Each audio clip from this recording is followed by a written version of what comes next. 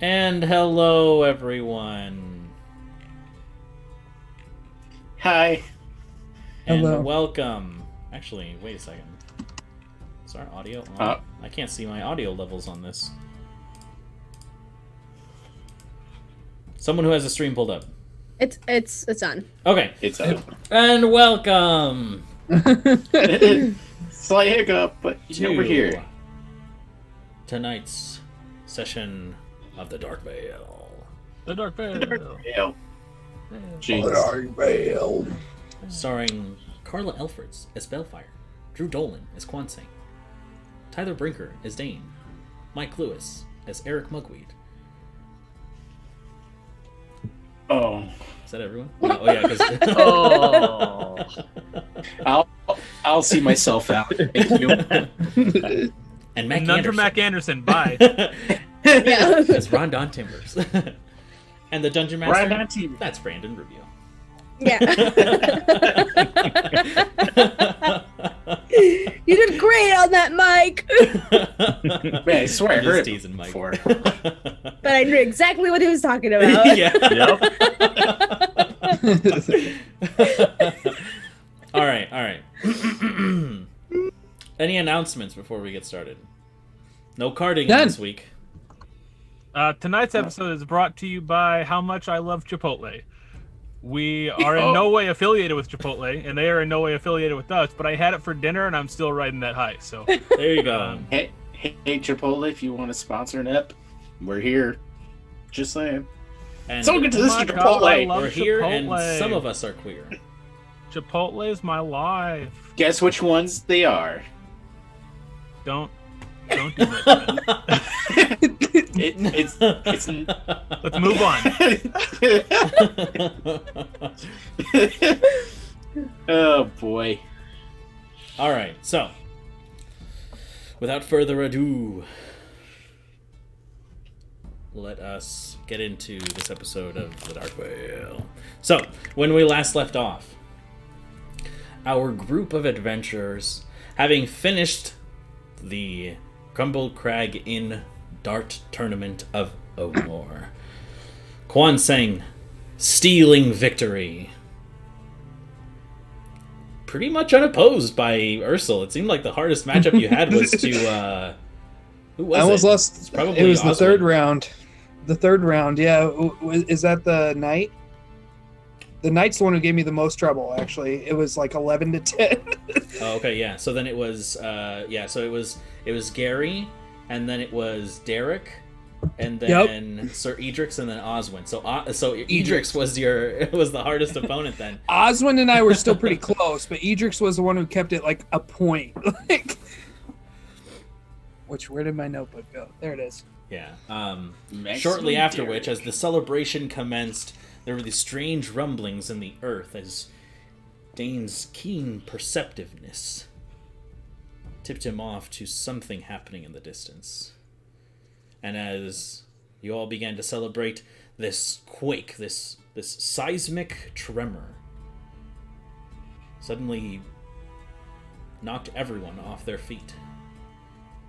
And as they rushed outside to see the happenings, they saw this large mass of writhing tentacles and flesh, many mouths and eyes all around its amorphous and hideous stretched skinned body, battling this black and brown dragon in the sky inside this underground city.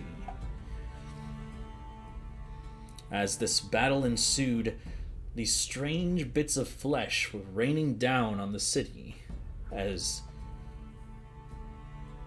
these smaller but still threatening thralls of the deity who was discovered to be Diavor the Hungerer, a corrupted immortal who had made their way to the city of Onor, fighting against Barazal the Black Bulwark, the immortal of dragons.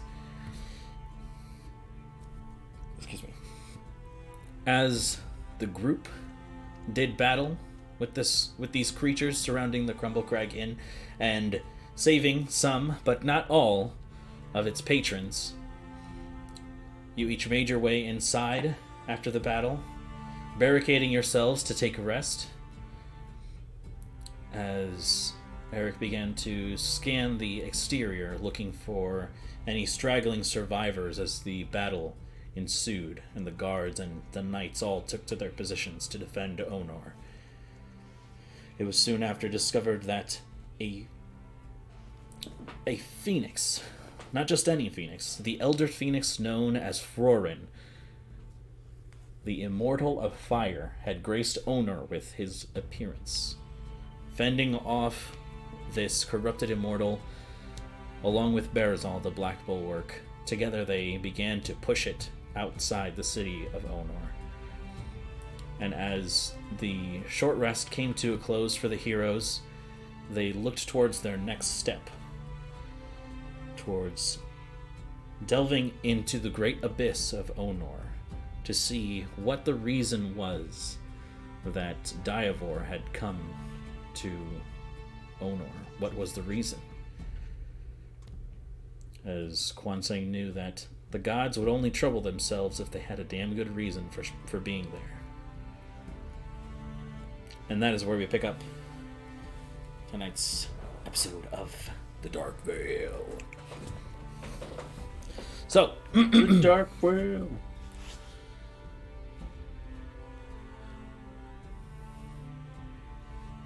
So, an hour and probably 20 to 15 minutes have passed since you initially entered the Crumble Crag Inn. Sir Edric, Sir Oswin have told you that, Sir Edric says that he must stay with the people of the Crumble Crag Inn to keep them safe. It is his duty to Onor to protect its citizens. And Sir Edric just wasn't really that into it. So, you prepare yourselves to leave. The interior is mostly dark, as most lights have been extinguished. No sound is being made, though Threknai and some of the staff that are there are continuing to pour drinks to the patrons to kind of ease their spirits and rest their weary minds. Let me get the proper music here. The proper music. Alright, so.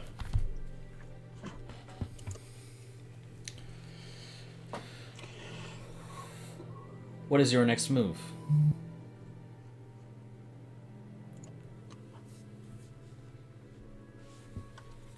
Well, I think the thing that we had discussed throughout the week was to go into the painting. Yeah. So we're heading to the Great Abyss, right? Sir Right. Oswin said that he really didn't have any interest in going. Edrix is staying here. Rava, are you coming with us, or are you staying here? What's your plan? I'm going to be coming with you all, but there are some things that I need to take care of. Some equipment that I must gather. I must go my separate way for now, but we'll regroup later. I'll find you. Well, he found us once. So you'll need a way to follow us into this abyss.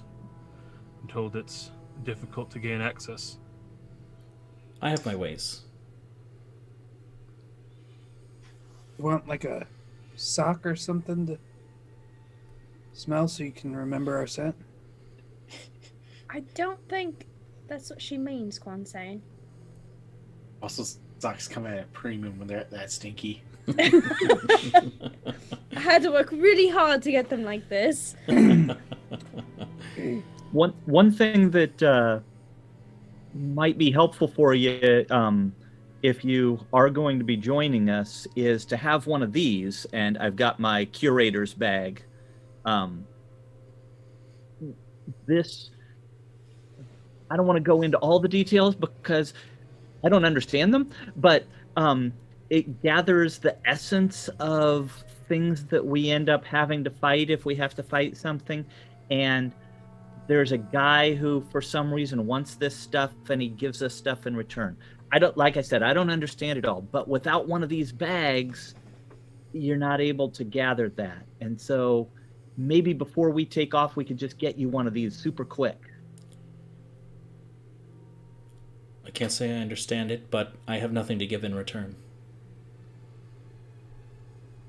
Oh, no. I'm sorry. I didn't make myself clear. I'm not asking anything from you. This is just something that I thought you might want to have. All the rest of us have one, and it would just be great if everybody had one, honestly. Maybe we could get some spares so we can just hand them out. We'll worry about that later. They're quite in season. Thank you. I appreciate this, and this will not be forgotten. Bale, I think you had the key, right? I do, yes. Can we make a quick... I know we want to get to the abyss while everything's going crazy out there, but can we just make a quick jump into... Yeah, there was a really nice painting in our room. Yeah, let's go. May give us something to give us an edge where we're going. I know that's what we said last time, and it didn't give us much, but we can keep up the optimism. So I think we're gonna go to our room, yeah. okay, so Reva begins to take her leave. She waves goodbye to all of you, and she heads out into the streets. Wait. Mm-hmm. Did you give her your bag, Mike? I was intending to go get one from the curator. That's what we were gonna do. Yes, Yes, we can wait. purchase Oh, a one bag and first give it and to her then later. give one to her? Yes. Yeah. So she would I come guess upstairs with us. Oh, It I doesn't see. matter, I see. but yeah. Gotcha. Okay, now I understand. Alright, so you head upstairs to your room that you had purchased. Well, the painting in there is nice. It's not quite up to par for the key to work, unfortunately. Well, then never mind. I'm going to leave this in a bad Yelp review. I'm very dissatisfied. Nice painting, but it doesn't cut it. Who would like to roll a percentile dice for me? I will. Drew will. Oh, you beat me to it.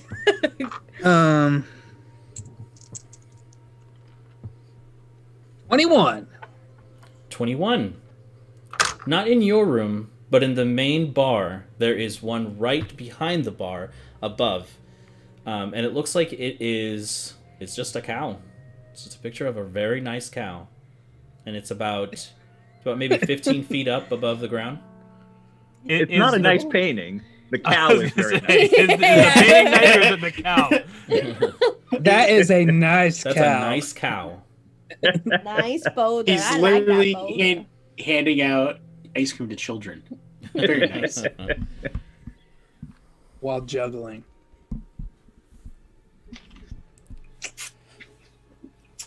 All right. Does my All mic right, sound so- okay from here? I just moved it. Yeah. Yeah, that's That's a lot actually better. Okay, perfect. I realized it was pretty far away from me, so. All right. So, the painting is about 15 feet up. It's kind of situated behind the bar, where all of the shelves are for the various types of alcoholic drinks and liquor and all of that. It's just above there. Is it something Reva can reach?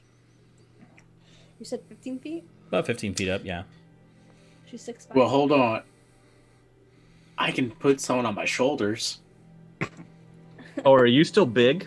I can turn big. I have 2 more actions with it. That's what he So. said. So I'm just like, Bale, hop on my shoulders. All right. Hop on my shoulders real quick. Are you sure? No, but do it anyways. Okay. All right. So I sit on his shoulders.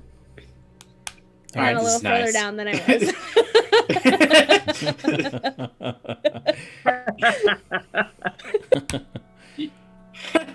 You ready?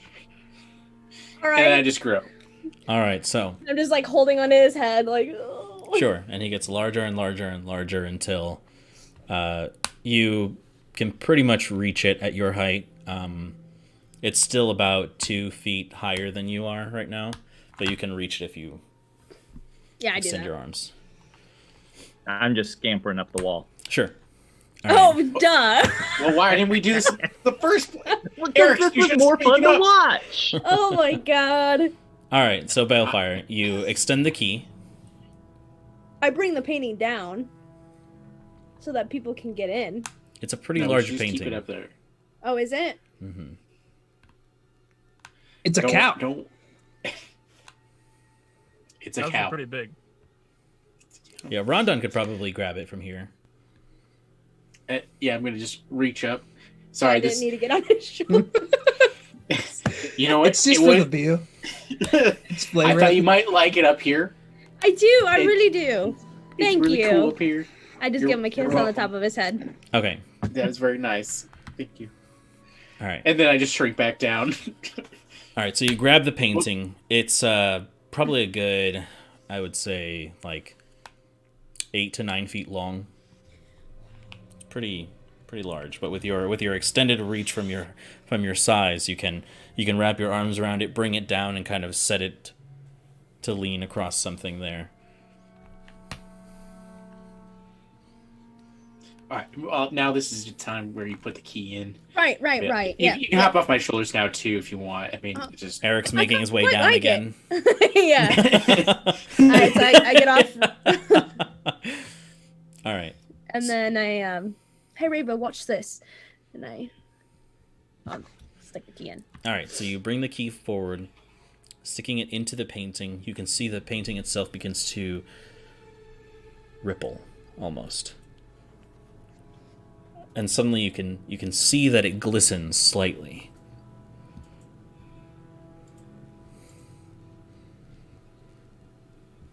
And I step through. Okay. Yeah, Womp, womp, right womp, behind womp, you. womp. Step through.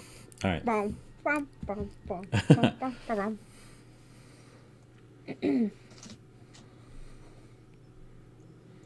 and I'm just gonna hang back. I don't need to go in. Oh, okay. Just kidding. I do cannonball in. It'd probably hurt my butt. Let me see. That stupid mannequin. I forgot that it's gonna be there. Yeah. Oh yeah. Do you know what I picture? I when don't have in my notes his name. It was Philip, wasn't it? That sounds right. That's what we're calling him. I've got written down that it's his best friend, but I didn't write down his name. I don't know what my problem is. It's actually Come Felipe, on, Mr. Notes. Yeah.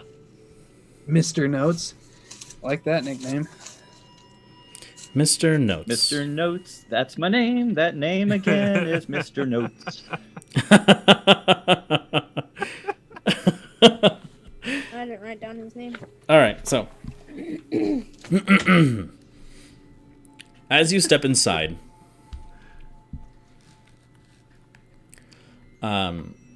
this very crisp, nearly central air conditioned breeze hits you. What? It feels like this has central air. Yeah. And as you look once more to the interior of this beautiful place, it is golden with this red kind of velvet carpet with these velvet we had this no. conversation last time, these ropes that lead you further in. You do see that same mannequin from before smiling at you. This kind of alabaster, almost marble-looking mannequin looking at you. Hey, Philip, put it is the down. curator in? You blink a couple of times, and in between the blinks, the expression changes to a frown. I've been putting that on Canny Valley. This is so weird. He's not here, I'm gonna guess. Or you called him Philip, and that's not his name. Yeah, that's also a possibility. Now you gotta bribe him again. Some point. Does he still have his hat on? He does Did have his hat Ron- on. Yes, he does. I just remember that Rondon really liked the hat last time. I look at him and I go, "My man's." Is the curator Okay. here? There's no response, but there appears to be a lighted, like a sequence of lights that kind of glow around a velvet carpeted path segmented by velvet ropes. I turn to Reva and I say, "I promise you, we are always this awkward."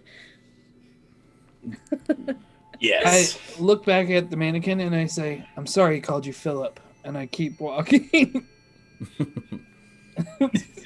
We've been through a lot, I'm and we're all staying on bad at his good names. side. He's usually the one who takes notes, and He had a whole jingle. It was great. I imagine Eric was just singing it when we came through. We're just like coming into the curator's room, like, "Mr. Notes, that's my name." Hey, Philip, bad notes. Oh. Messed it up already. Okay, thanks. And I'm gonna just start down the lit path here, Perfect. So, following the ropes. Yes. continuing further and further, eventually you reach what is essentially like a central hallway that is pretty large. It's about 30 feet wide, and it seems to extend for several hundred feet as far as you can see.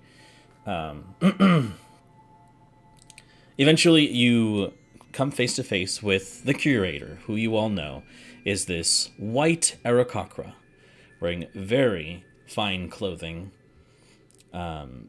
dressed very, I guess, in a sense, like a very regal Victorian attire. And as he sees all of you approaching, he says, "It's been quite a long time since I've seen you all. I do hope you've brought something special for me, because I've been growing something special for all of you." Oh, really? Growing. We Also, were just. As in a collection. Oh, okay. Interesting. We really were just popping in to get another bag for our friend here, Reva. Reva, this is the curator. As long as we're here, we might as well check out the additions to your collection, right? Absolutely, absolutely. Yes, right this way for the additional bag. And so Curator. he leads you... Question. Yes. Eric back here swears that he's the best note taker. And he said that the mannequin's name is Philip, and I told him he's wrong. Oh, did you really call him Philip? Ooh, what? I got it wrong. What is it? It's Robert. Oh, Robert. I told you this, Eric. Robert, we're so sorry. I You told look Eric back your and he's name like was peeking Robert. around the corner, and he's just like crying almost. I'm still very weirded out. I'm making a big show of getting out paper and writing it down. Robert, Mr. Notes, that's my name. This is Eric's story arc. It's a weird OCD thing. Mr. Notes was my name. I kind of salute to Robert and I say, "I'll always take care of you, buddy." And I turn around and go into following the curator. Okay. Oh, Balefire, before you head in, I still owe you because you paid for my saddle, and so I'm gonna take out my bag and transfer 5 essence to you. are you sure? I didn't buy that for you to get a return. Oh no, I know, but you know, you got it for me. I want to return the favor. So here you go. Thank you. All right. So he leads all of you to not to that large hallway, but further down the one you've been traveling. and you can see what look like the same as you saw before, just these kind of almost bookshelf looking things that are segmented and have nearly every single hue of the color spectrum that you could see, and in different kinds of colors, whether it be like fluorescence or metallics or glitters or any kind of just pastel or plain. And who is fronting the money for this? How For her much was bag? it again? It was 250 quill. Oh, I got it. I was gonna say I did just make mad racks. Yeah, I don't that's mind. right. I don't mind Not if me. you want to save some years for I'm gambling. already paying it. Okay. Yeah, and Two- Drew's got racks, so Racks I on just racks I on. just saved a bunch of money on agates, so And car Oh, sure. insurance by switching to Geico. who is not sponsoring us, but could. we Yeah. are no Sorry, way that affiliated was- with Geico. Just Yeah, make my rates cheaper, Geico, please. I do But- love geckos, and I would love to spread the love.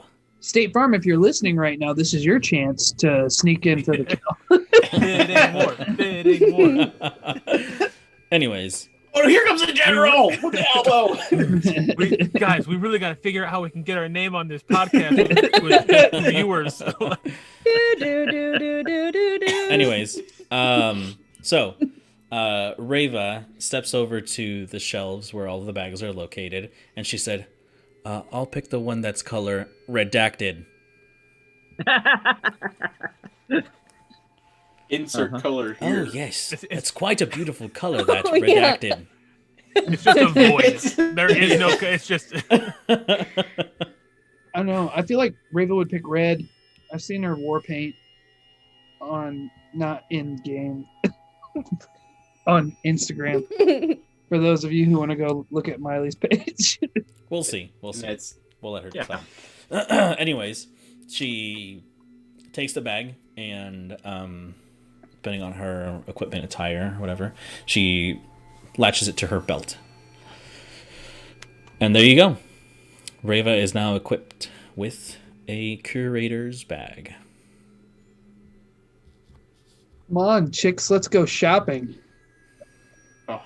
Yes, I need a Oh, new yeah. spell book. Start walking in. Shoes. And just like that, this turned into another shopping episode. I know. just quick pop All right, we in. I'm gotta- seeing what's in the room, and I'm back out. we gotta go and figure out what's going on in the abyss.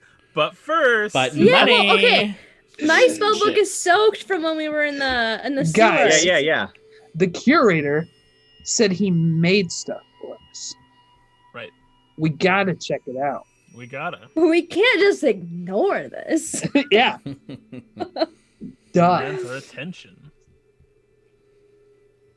All right, so. So, which one of you would like to explore their rooms first? I'm in my room. All right. Yeah. Eric. So you run to one of the doors.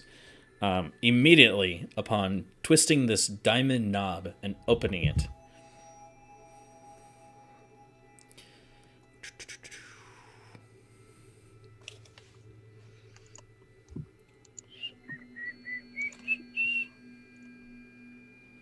Uh-oh.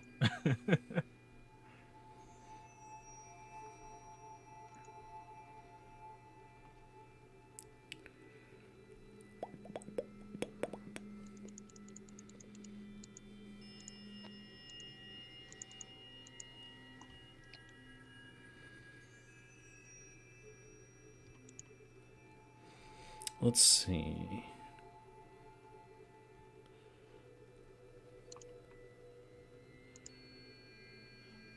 What you see inside as you step in, you can see this similar kind of rectangular room with several different items upon these white, nearly Greek-looking pillars, kind of growing and growing in altitude as they, or rather in height, as you continue forward. The higher the creature residue price, the higher it is. And so, let's see, as far as yours goes,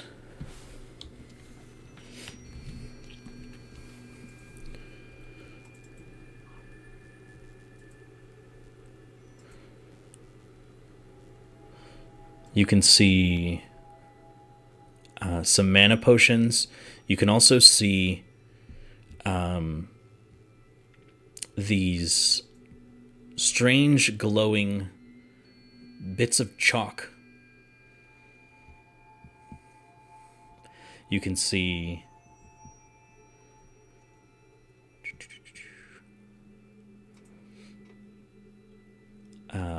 what looks like a let's see, what color is this actually? I don't have it written here. 2 seconds.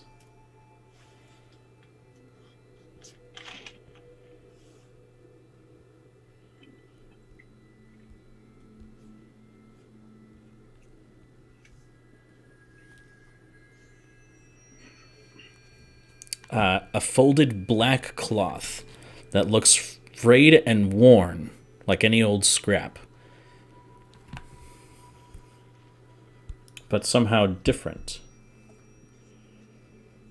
You can also see a bag that, as you look into it, or rather as you look at it, it seems to open on its own. And as you peer inside, you can see what looks like an endless tunnel.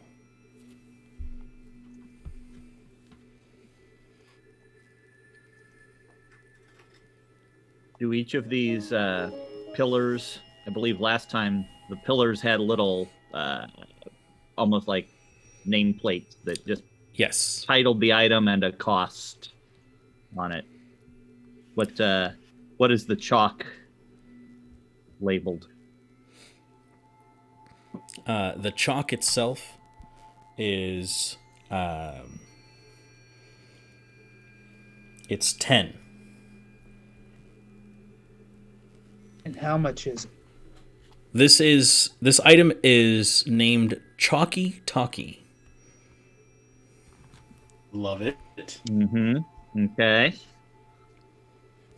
Let me read the description for you. It's a white magical piece of chalk that sparkles when you pick it up. Each piece of chalk has 3 uses, and you can draw a circle in the air as a blue, sparkly line is created. Once the circle is complete, a small, glowing, invisible sphere to all but the creature that you think of suddenly apparates wherever that creature is. The creature also knows it is you who is contacting them. If the creature reaches out to grasp this orb, the sphere will expand to form a circle identical to yours, and it becomes a small... it becomes visible, and it becomes a small impassable portal that opens, allowing you to speak to them for 10 minutes or until you lose concentration. If the creature does not grasp the invisible sphere, it lasts for 1 minute and then disappears, expending a chalk's use. Does it go to voicemail? It does not go to voicemail. Chalky. All right. Cool. Let's look at the cloth.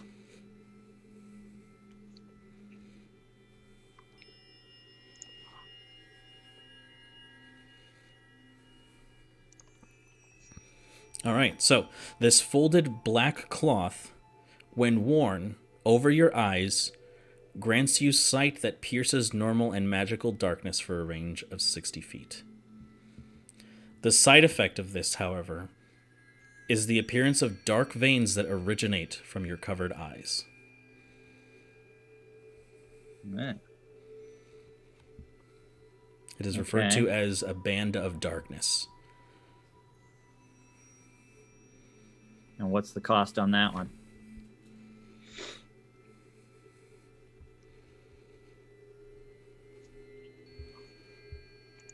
$60. Okay. Let's see. There is also what you see looks like a golden wand with several almost like jutting tubes from the sides with spheres on the ends of them that kind of create this spiral, almost like a helix of DNA all throughout the top, and it ends with one Looks very strange, and it's multicolored. I think this was here last time. Yes, right? it was. Is it the Wand of Wonder? That's correct. Okay. Yep. Wand of wonder beyond our galaxy. And that's where the song ends because we don't want to get doxxed. Hey, no, that's an original. I don't think dox. Whatever the. We don't want the record companies to put our contact information on the internet. I mean, Please don't. true. Yeah. Okay. Is everybody in the room with me? Am I in here by myself? What's going on? It depends, honestly. If they want to be. I'm just kind of kicking rocks in the hallway. There's no rocks in the hallway. Man, I wish I find could see rocks what's to in there. kick. I I put went to my rocks room. from my pack onto the floor to kick them. Yes. I always have pocket rocks with me, Dane. Don't That's a worry. 15 to find rocks. There's no rocks in here, unfortunately. Okay. Well, then I'm hanging out with Eric. Hey, Eric, I couldn't find any rocks. So, looking at the bag, this bag that looks like it might hold things. What's the cost on this thing? 80 creature residue. Okay. $6 billion. I'm going to go back to the chalk and just take the chalk off the pedestal, the pillar. Okay. Now I'm going to put it back. I just Okay. wanted to see if it would set off alarms or anything. I just Eric is thinking about stealing. Oh boy. didn't steal anything. I put it right back. This is the start Uh-oh. of chaotic evil. This is how it starts. No. I'm just curious how this place works. I don't even As soon as he understand it. grabs it, Quanting's mouth drops. Eric's secret club Actually, because I've heard of bars. I mean, not bars, but food that's in inns, in the room in inns that work this way. I want to check my bag and see if I lost the 10 creature residue that chalk costs when I picked it up. Yes, and when you put it back, it was refunded to you. Oh. Oh. Okay. All right. Well, now I'm just experimenting. So now I'm going to try and pick up that Band of Darkness. Okay. I don't have enough in my bag to cover that cost. You grab it, but it does not move. It doesn't move. Interesting. Okay. Just 'cause you're figuring not things worthy. out. I like to know how it works. I'm imagining like a Walmart greeter like stopping you at the door. No, Receipt, please. no. Much like Walmart, this is self-checkout. So Okay. I'm good. Got him. Anyone else who wants to do their room, Target, go for please it. sponsor us. I'd be interested to see the updates in mine. If we Yeah. can. I don't want to spend a lot of time on it. Okay. But I want to spend at least 3 hours in Dane's room. Yeah, I had gone to my room when Eric went to his too. Okay, I'm so taking I'm- a nap in mine. Okay. I'm good to It's not a see. fucking hotel. All right, so. Khyle Fryer was going first. She can go first. I'm not pressed about it. Okay. I'm tilted. Bale? I just want my book. All right, so you step inside. You Hey. see that there has been something else added here. Okay. Let me get the description. A of it. giant pile of poo. Did anybody else see Weird. Mike just drink that darkness? Because that was wild. Yeah, that's his thing too. Watch Mike is this. drinking the void. So you see before you, Balefire. No. This is actually cheaper than the book. Okay. It is a small, flat, circular glass container that is held together by 2 magical rainbow bands that glow slightly. That's pretty. You look at it, and you can see that you can affix these bands to your wrist, and they conforms to your size. You can see that by tapping on the glass, you can see an image of your creation, which displays the current relative time on the prime material plane. Oh, what? This is a time sensor, is what it's called. How much is it? It is 5 creature residue. Okay. I buy it immediately. Hell yeah. Yeah, I'm gonna get that and my spell book. Okay. Can you also and measure your heart rate and get your text messages on it? Oh yeah. Yeah. Not quite. Yeah, so then the enduring spell book, and then you It's a also have another Pineapple thing watch. Okay. in here. This is all based off of the things you guys requested.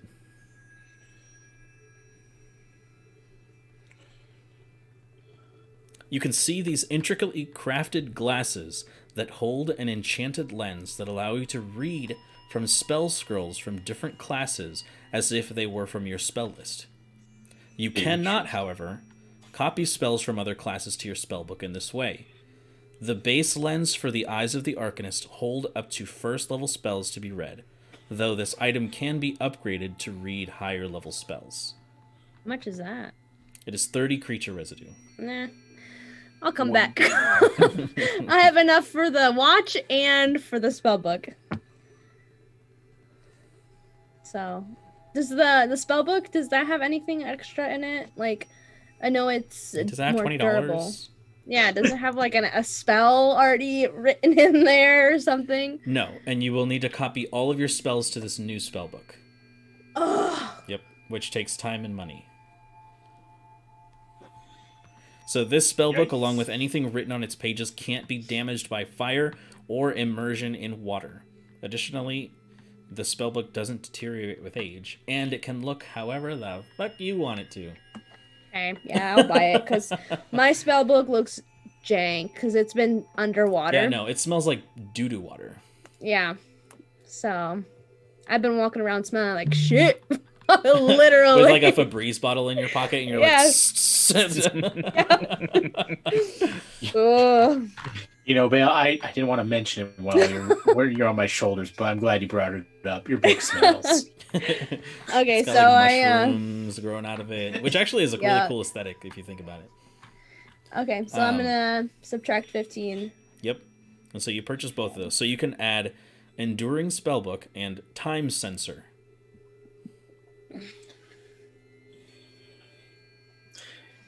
The next you can buy your Google Glass. I mean... And what was the spell book, Brendan? Enduring Spellbook. And these, so together it was 15 creature residue. Yep, perfect. Okay. All right, Tyler. Now let's skip him and go to Rondon.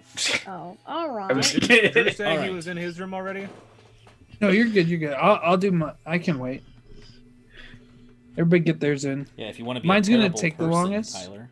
So I was with Eric in his room while Dale. Tyler, I know. I'm busting your proverbial chops. Chops busted, fellow adults. pork chops sound really good. All right, so, Dane, as you enter your room, All right. you can see that things have also been added to this room. I should call her. Just as before, you can see the mana potions. So they are the minor mana potions, the greater, the superiors, and the supreme. You also find the Luckstone, but you also find something else. What look like... Actually, let me pull up the description. I have all of the names here, but not the descriptions. Sure.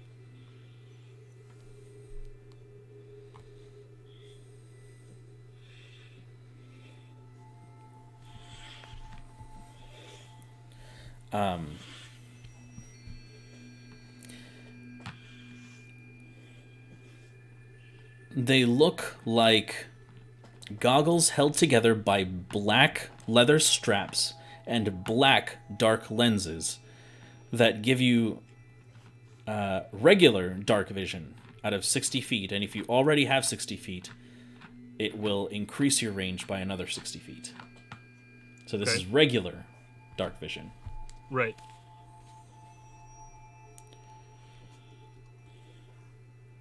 And what's the cost on that? This one is 30. 30? Okay. You can also see several scattered pages in your room, each upon their own different pedestal. And they are titled Creature Catalog pages. Okay. These would give you, regardless of sighting or not, the ability to change shape to the monstrous form you choose. That are like on the sheet, or like I just get the catalog and I got more monsters now. Exactly. Is it like one per page? It's one per page. Okay. Yep. So if you haven't seen this creature before, you can add it to your repertoire. Okay. And it varies based on CR. Cool. How many are there? 36. It looks like there are up to CR4. Is there like a certain number of them? Is there like a certain availability, or is it just any monster I can imagine up to CR4? As long as you can, well, any monstrous creature. Right, any monstrosity, whatever. Yes. Okay. As long as you have the creature residue, you can just keep adding them. Got it. Okay.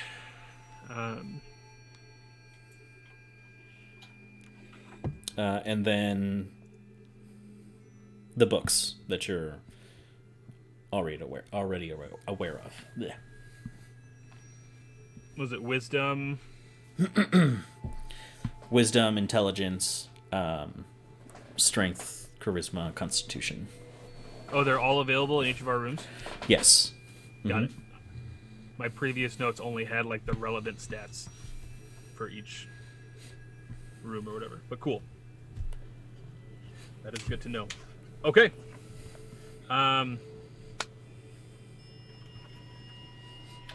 Is there like a system for, you said it's a certain CR per certain residue count per challenge rating? Yes. Also, I missed another one. You also have a wood golem worker available. Okay. This would be a creature under your command that would live inside your workshop that would multiply the amount of work you can do by however many you have. Oh, so I can buy more. So you can buy multiple of them to expedite the time of working because you have multiple hands. Can't wait that until are we get into a proficient war with everything that you are. and Tyler just busts out his wood golem army. They are Pop 50 up the workshop and they're just Giants! Yeah, they're 50 CR per wood golem, but they have all of your proficiencies. okay. So if That's you pretty buy exciting. one, you're working at 2 times the speed that you normally would. By 2 is 3 times, etc. Exactly. Yep. Cool. Yep. So it's essentially a way to expedite your crafting process. So if you Good get lord. this rolling, you could really start Yeah. making a lot of stuff. I can start busting stuff out. Mm-hmm. All right. Busted. Is there a quick way to go down the list of the CR cost for the different challenge ratings? Yes. So starting from 1 up, it's 30, 60, 90, and 120. So it goes up by 30 for each. Exactly. Mm-hmm. Okay.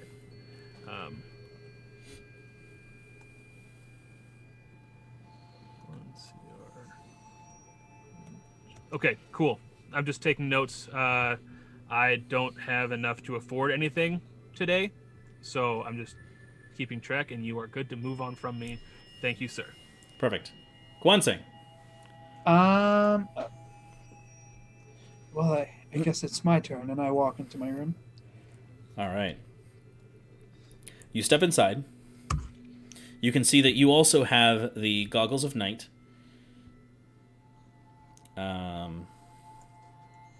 The Wings of Halos, which you were familiar with. Yep. Sorry, everyone has access to the Band of Darkness. I forgot to mention that. Which is Okay. the night vision with regular and magical darkness. You also have access to the bag of holding.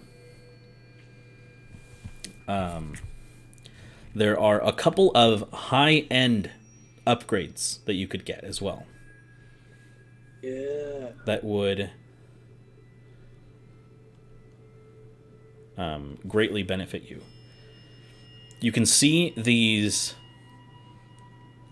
heavy black chain bracelets that would help you channel your ki to become more efficient as it flows from your palms.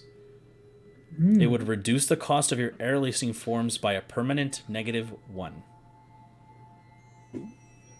That's kind of dope. To a minimum of 1, however. Right. This is called a keychain.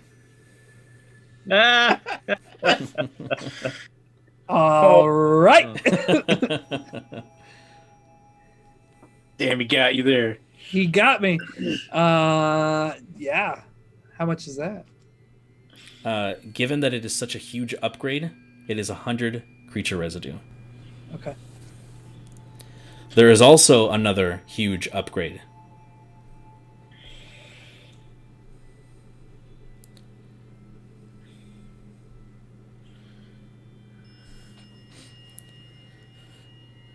They are black platinum gauntlets that fit perfectly over your hands and channel air through small holes throughout the palms, allowing you to increase the range of your elemental attacks. While wearing the gauntlets, the range of your air lacing attacks are doubled. Oh, shoot. That's super tight. Oh, hell yeah. I'm How about much are that. those? Those are also 100. What do those look like? Black platinum gauntlets.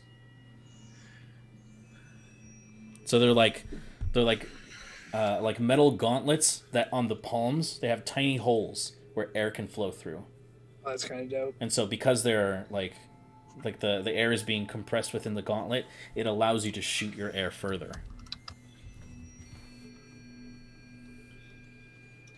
Tight. That That's is ready. really cool. Jeff. Yeah, that's really cool. Oh man. And those are 100, you said? 100 each. Yep. Each gauntlet. No. Okay. No. It took me a second. I was like, wait. Each finger.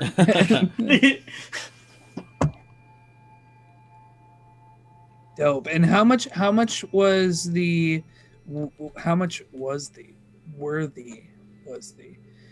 Wings of Halos? They were 50.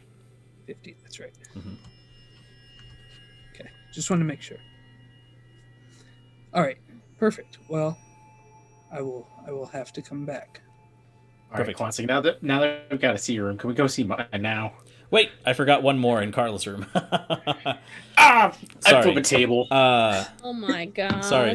This is a very big list. I'm sorry. How dare you have things for us, Brandon? Okay, so there's one that I missed in your room, Carla, based off of what you wrote in the curator's wish list. So it is a golden bracelet that you attach to your wrist that allows you to communicate with another person with a partner communicator within 1,000 feet. Yeah, baby. I did ask for these. Mhm. However, How much? the sound created with the bracelet is as if the person was standing 5 feet away from you. Ow. And using the communicator takes an action, and you must bring your wrist up to your face to deliver the message. Exactly. How much is that? It is. It's 30 for the first 2. Okay, So if you buy it, you get 2 immediately, and then each additional one is 30. cool. What's the cost to make the call, especially if you're out of network? So roaming charges do apply, but they're based off of. No, I'm just kidding. If it's after 9, Yeah, do I exactly. get it for free? Check your time sensor. Yeah. It's 30 for the first pair, and then you can buy additional for a You can lesser buy cost? exactly. You can buy one additional for 30 more. You can add people onto your plan later on. Exactly. Yeah. Yes. It's a special promotion that we're running currently. Buy the So latest legit. speaking stones. So legit, I'll have an Apple Watch or a Samsung Watch. Hello. Sponsor us. Please. Okay.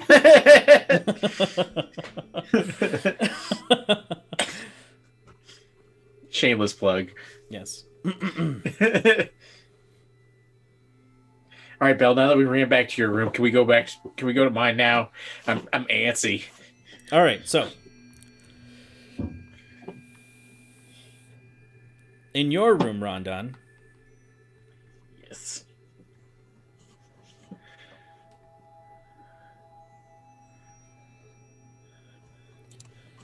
let's There's see. nothing. You see the same as before, as the same that everyone else has. The bag of holding. You see the band of Nice. darkness. Nice.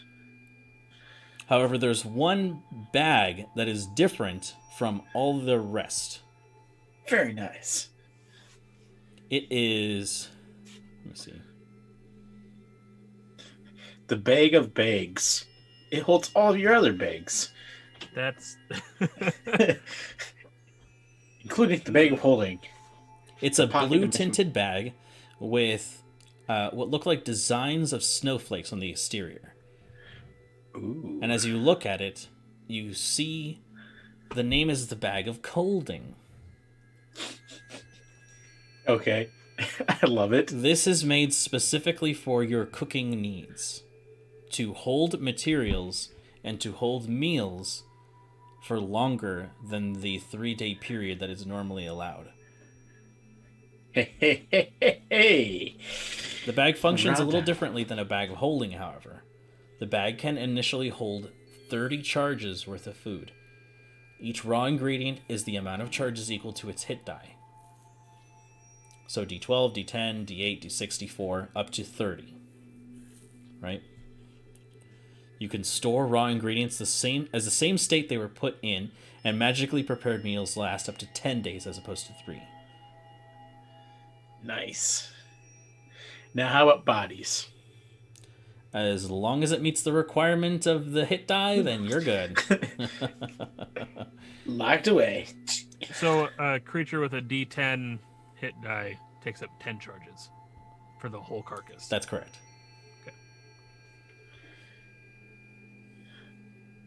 Thinking about hopping into my bags there, Dane?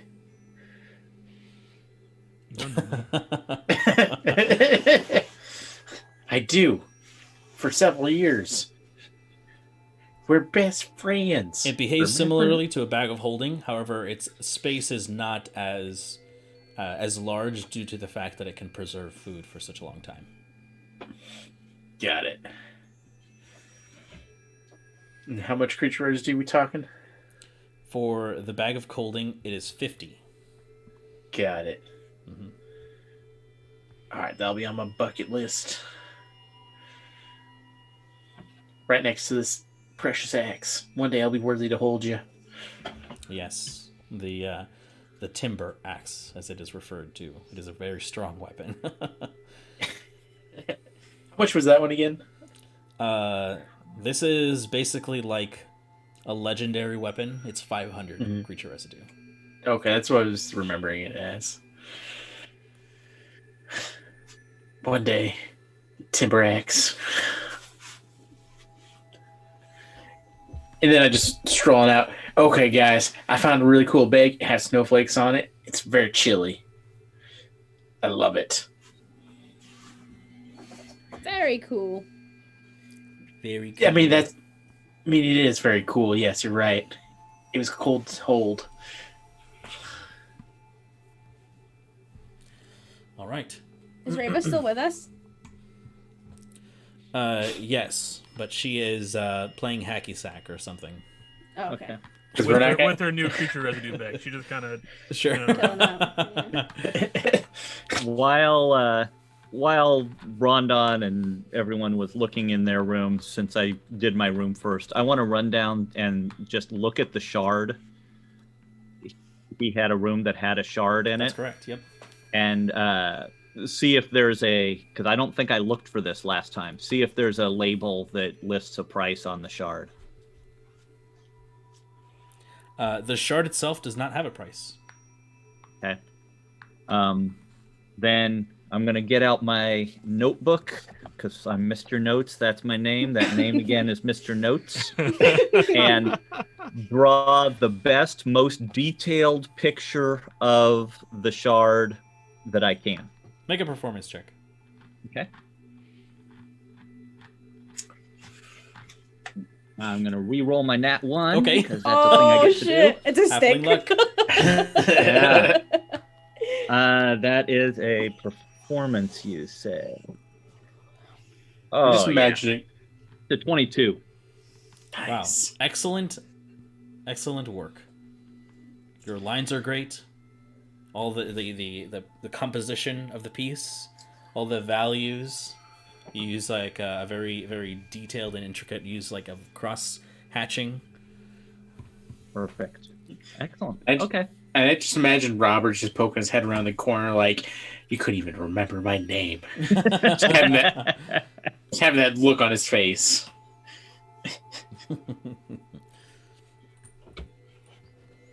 All right.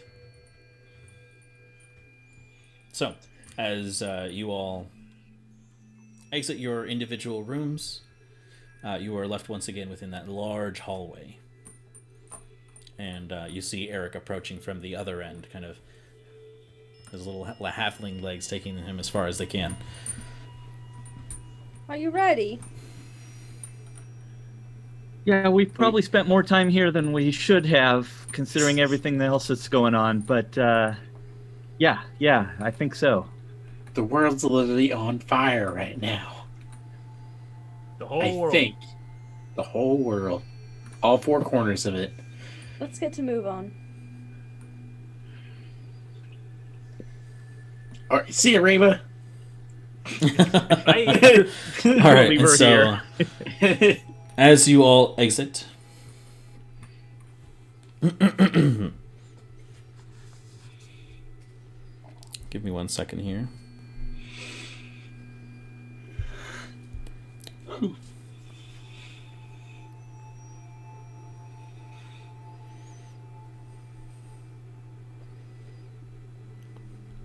Nope, that's not it.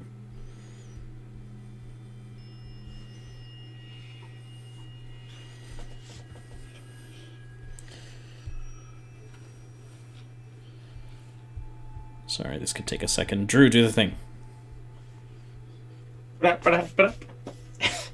Yeah. Hey, Ham bones. are you struggling with missing me every day? Always. Do you think that you would like to see my face more often? Yes. You're in luck. I stream What? video games. This No is way. A shameless plug to go over to Twitch. Wait, you're already here. Yeah, you're here on Twitch. And just look up AVG Crook. That's me. This stream tonight brought to you by AVG Crook and How Much I Love Chipotle. Yeah. And hopefully maybe Samsung and or Apple at the same time. And Target. What is love? Baby, don't hurt me. I'll never, baby. Not you. But yeah. So that handle again, AVG Crook, CROOK. Is there an underscore twitch.tv/AVG Crook? Depends on who you ask. What about the creator of the Nope. account? In order to get to the website, Twitch.tv/AVG Crook. Thank you. Also, guys, if Believe it. you haven't caught up on episodes, check out our YouTube. Catch Yeah, up on we have a YouTube. episodes. Also, We do? podcast if you as well. You can hear us from all the way from our third session because our first two sessions are lost to the ether. All right, Brandon, are we set? Yes. So as you are leaving, the curator finishes with a final word. He says, thank you all for stopping by again. I would like to let you know that by the end of Kythorn, if you would like to stop by on the 30th, we are having a sale. Oh, So yeah? you say. Do you like Oh, deals? that one day only? It is one day only, yes. Oh, boy. Okay. And I've kind of lost track of time. What day is today? Let me look. I look. It is the 16th of Kythorn. Okay, so The sale's on the 30th. That's correct. All right. And I just laid it in the quant saying, they always hike up the prices before they hit the sale. They're Right. going to be the same prices anyways. No. So, be sure to come back. we'll do our best. Can I What's- can I set a like a reminder on my watch? No, it's not. Siri. It's not a smartwatch. Siri, remind me to go back to the curator's room. Hey, Alexa, Yeah. play Despacito.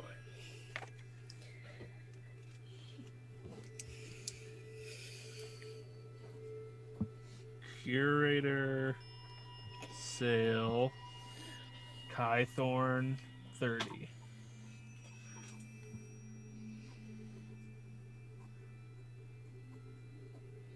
Are you doing anything on the 20th?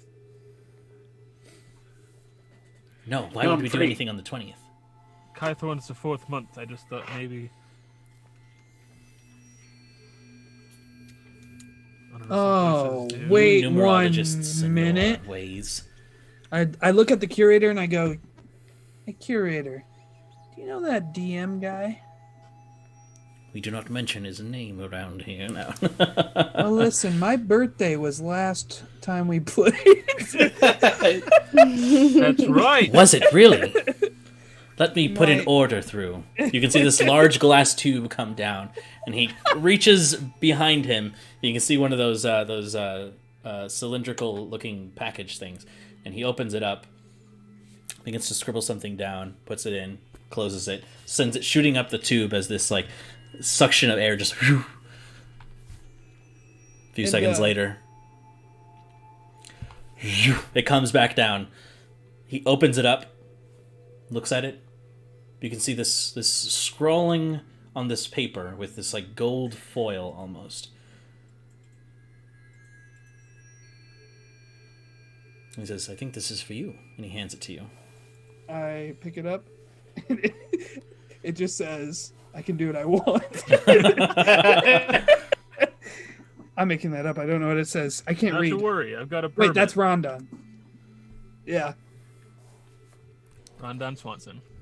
Rondon Swanson. What does it say? Yeah, I'm Rondon Swans. I don't know why I pretended to have a mustache when I actually Have a have a It mustache. says Yeah, have "Happy a- Birthday." Sorry, I'm Good late. job. Happy birthday. Go fuck yourself. It says, "Sorry for the trouble. Here is a 100 CR coupon." Gee, dang it. Oh, hot damn. Guys, make sure you guys tell the curator when it's your birthday. It was my birthday too, curator. So- Would you like me to verify that with the DM? Who? So It's a golden ticket. I start waving it around. I'm like, guys, the DM is real. He is real. My grandpa gets out of bed with my other grandparents and starts dancing around. Okay. Yippee! Wait, you guys could move this whole time? So listen, understood that. everybody huddle up.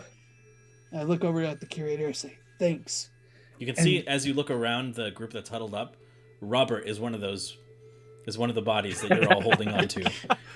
I look him directly in the eyes and I go, I expected you to be here. Thanks. And His brow is like furrowed. You can swear you can see like a nodding.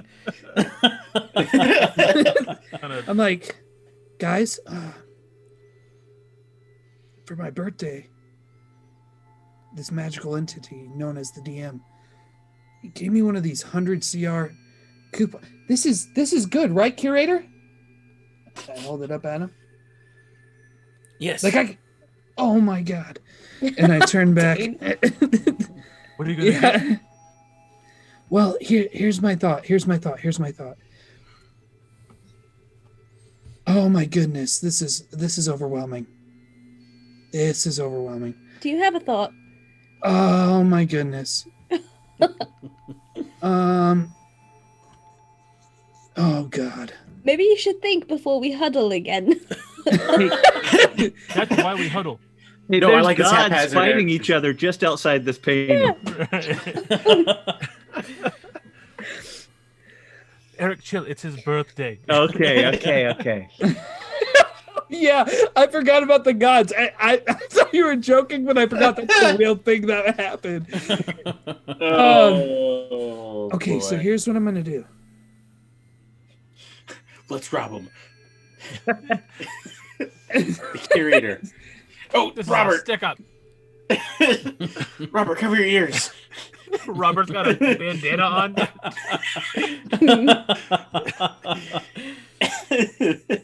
He's got a gun holster just out of nowhere. I knew I could trust you, Robert. You look over, it's like spinning around his finger like the momentum. Oh, slowly, sure. like a pistol. Oh my goodness.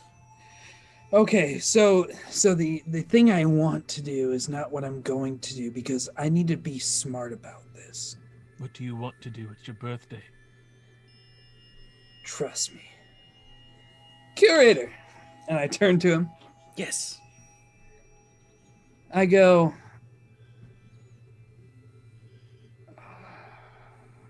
Konseng, yes. that 100 CR will go further if we come back for the sale. Oh. Do I have to use this today?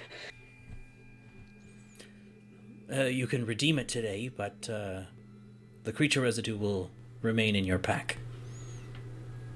Done. And I give him the golden ticket to redeem it. Okay.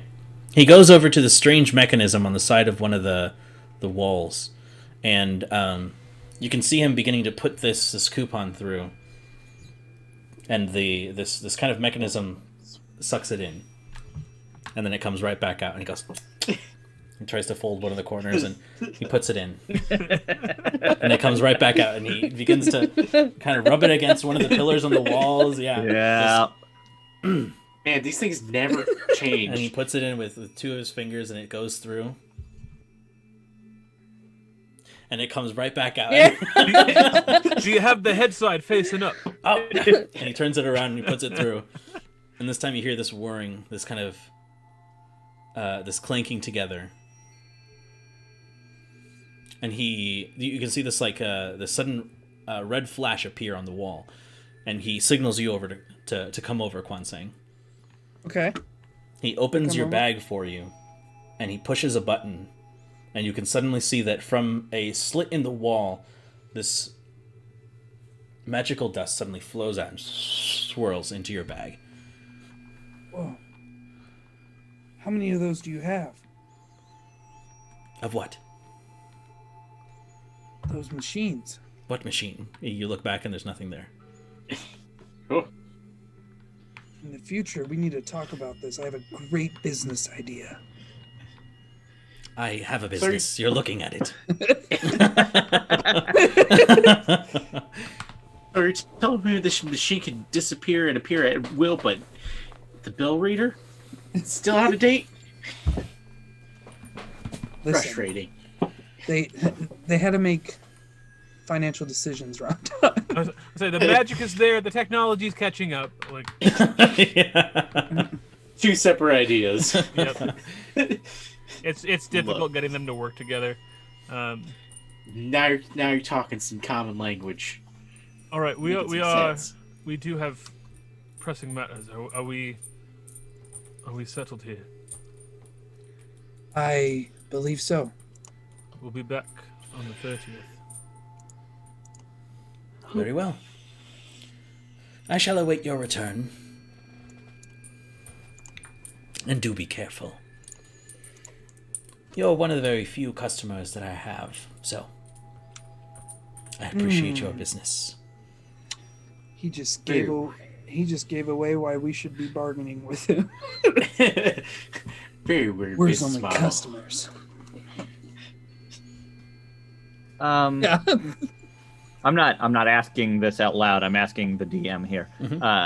As we've walked along that hallway looking at our rooms and stuff, are there doors to other rooms that are not ours? Make a perception check. Look at Mike always thinking of things that I would never think of. This is why we hired you, Mike. Yeah, I've been meaning to talk about my pay. The check's in the mail, buddy. Just Yeah, all listen. right. be a little more 10. patient. The postal service is all screwed up. Yeah. 10? Yeah. Not really. Okay.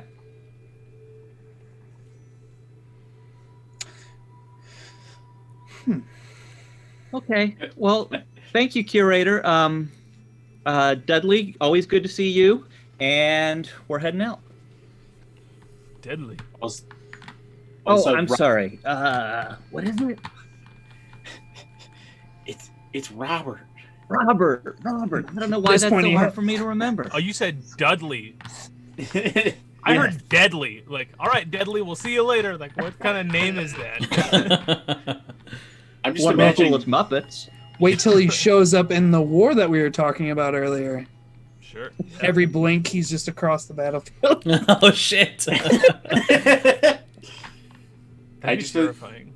I was just like imagining Robert's had a gun just pointed right at Eric, just waiting. I feel like it's like a Weeping Angel situation. Yeah, dude, he's on that gang life. Uh-huh. Don't turn around. What, isn't that the thing? Gang? Am I crazy? Get close. That, I just remember when my hand was all screwed up and it was like, this is all I had. Oh, Jordan yeah. was like, hey, you can do the thing. And that's all I know. Anyways, you all make your way outside of the curator's realm. He bids you farewell, wishes you good luck, and as you exit the painting,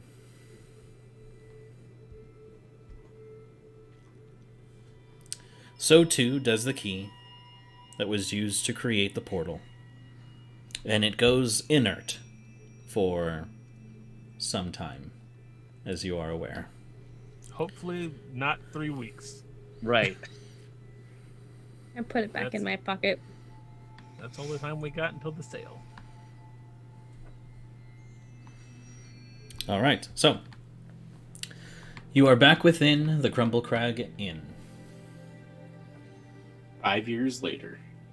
So, this is kind of meta, but thank you for reminding me of this sale in that moment, because I almost bought myself the band, and then I was going to buy Eric his wand of fireballs, because I'm like, dude, if he has a wand of fireballs, we'll just destroy everything. Like, Yeah.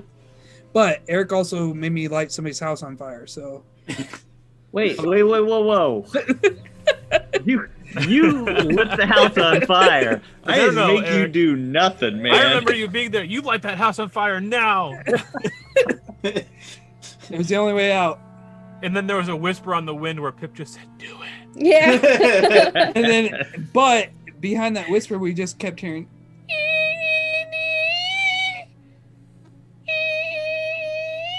Oh yeah. With the sad violin music. Because that's all I hear. That's like my tinnitus. It's the sad violin music.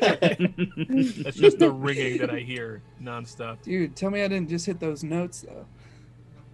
You did. Yes, I For did. the most part, yeah. Maybe Like, a what little is he flat, doing? but you know. Oh. Anyway, Don't do it.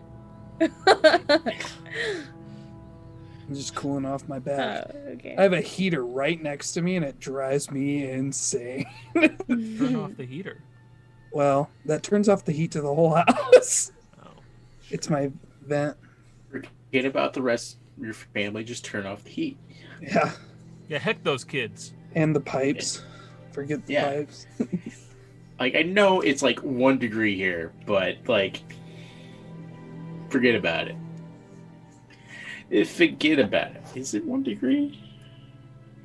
It's gonna be in the negatives this weekend. It's 5 degrees. It feels like -10. Mm-hmm. Don't you Iowa. just love that in Iowa all the time? It's one temperature, but feels like no matter hot or cold. Yeah. And then you walk outside, and your face hurts. Yeah. It's the worst.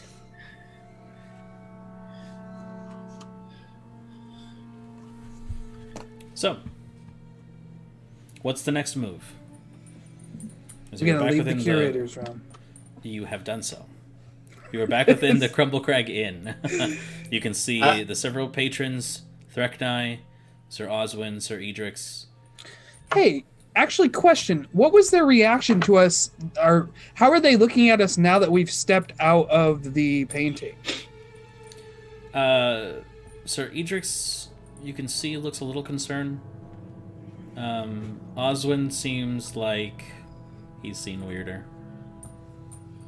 Threknai and the other patrons don't seem to care. Oswin's Right. seen some stuff, man. Yeah. He's like, Can I got a quota. What? Okay. Can we put the painting Anyways, back on the wall where we got it from? Yeah. Let's put the painting back up, and then Reva, I know you said you had some stuff to do.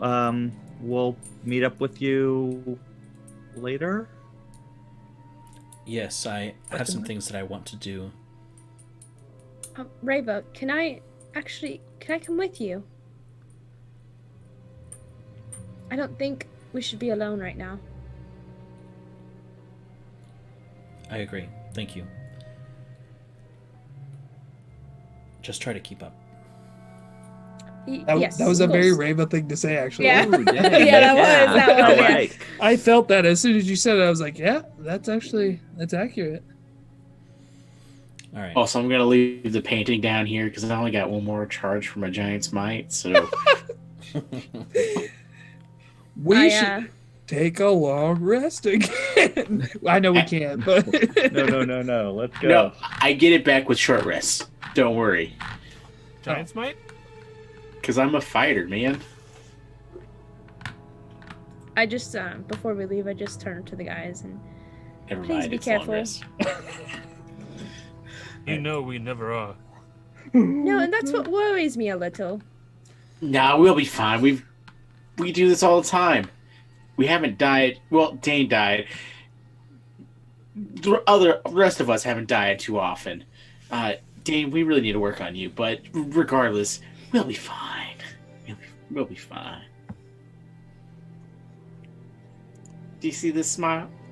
I point at Quan saying, like, this is the one who's going unconscious all the time. I don't know why you're looking at me. I flex my pecs. Balefire, we will see you in the abyss. You will. Well, not the abyss, but the abyss over there. The lesser abyss. Yeah, The abyss that we're going to. and Alright, not well- the death abyss. Well, be careful. I give everybody a hug. Okay. Do you think we should leave breadcrumbs? I think that'd be a great idea, actually. Actually, Bale, real quick, and I'm going to go to the opposite side of the inn and then quickly cast Sending and just send the message. Can you hear me? Can you answer? Can I answer? You should be able to. You send a short message of 25 words or less to a creature with which you are familiar. You hear the message in your mind, you recognize me as the sender, and you can answer in a like manner immediately. Eric, you are brilliant. Okay, I have to cast it again.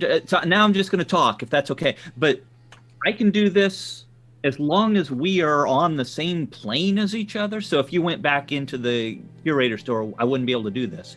But we'll be able to connect with you later and tell you how to find us or where we can find you.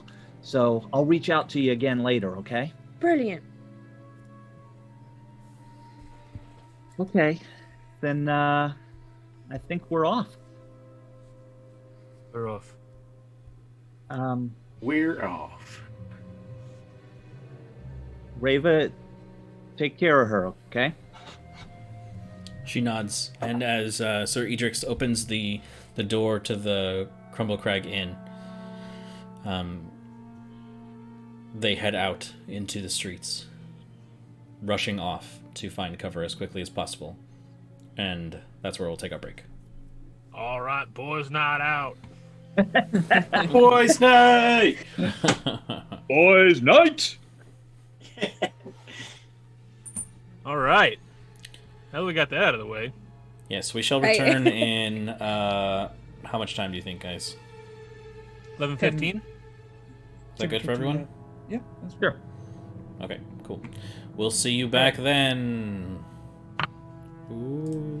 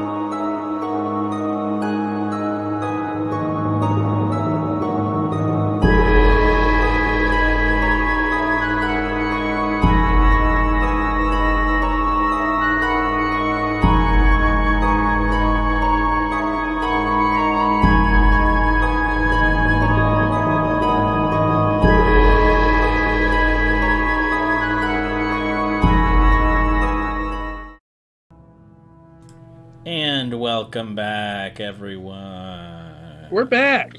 We Hey. are back. Most of us. Yes. Yes, we are. Carla has to take a really long poop break, everybody, so she'll be back eventually. Just way to throw her under the bus. Yeah. Rude. Harley, if you're listening to this, beat up Drew. Carla knows I love her.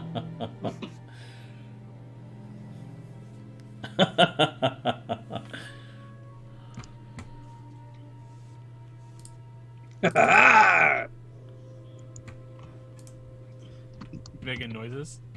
Yeah. Mac, what'd you do to your camera? What do you mean? Like, I don't know. It looks all adjusted and filtered. Am I wrong? don't Do you know. guys see that? I don't know what you I, mean. li- I like that. Here, let me Hey. just- So, question. Yes.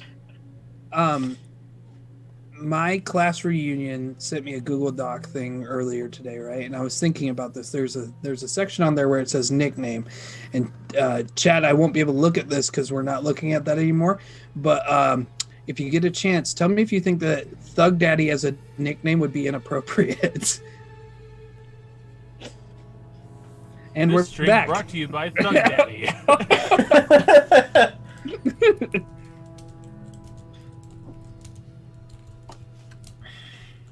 I'm ready. Yeah, I'm ready. I was just thinking about it, and I wanted to ask you guys. Wait, are we still live? Yes. Yep. Okay. Just want to double check. I also asked the 8-Ball if Thug Daddy was a good nickname, and it said, definitely not. Eight ball has spoken. All right. Well, Very well. So, returning back to whatever the fuck this is. Reva and Balefire have left the Crimble Crag Inn, leaving the remainder of you, the 4 of you,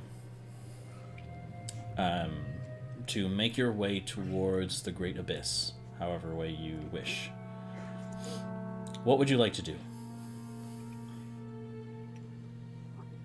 We already tried blowing the whistle, right? And got no response on that. That is correct. Yeah, he left us on red. Unfortunately. So I guess we just have to flip it, right? Or, I mean, sure, I'll fly on a firefly, but No, if I have to walk, you have to walk too, there, Eric. And I snatch the saddle. You'll get this back when I say. I grabbed the firefly. Oh, God. Eat it. could you imagine? That was heartbreaking. Another That's a book firefly you made shows up friends with. on his other shoulder, and it's Morby Jr. Who? Later on, we have a Morby? conversation. Isn't that his name? Borby. Borby. Morby Borby. Come on, Borby. Let's go, Borby. I don't eat the firefly. Okay. Anyways, I think we have to do this good old fashioned way, the boring way, walking. ugh, walking. So beneath us now. I've been no. working on this thing, and I stick my feet flat, and I push air behind me, and I just start seeing if I can skate, just straight across. Not quite, but I guess you could probably deceive people to think that. Just go ahead and make a performance check. It's like Heelys. Okay, let me look. Performance +2. 15. If you squint a little, you can get by with it. It looks cool. I squint and I start doing it. Oh yeah, It does look like Heelys. You're right. yeah, I see it. Konseng, how fast are you again? Like this, or just walking? Just what? Just your general speed. 50 feet. 50 feet. All right. If we Quad like, says out. Could you imagine that conversation? How fast are you? 50 feet. That is a reasonable response to the question that I asked. I said I can wild shape into a centaur, which also has a 50-foot speed, and Rondon and Eric can.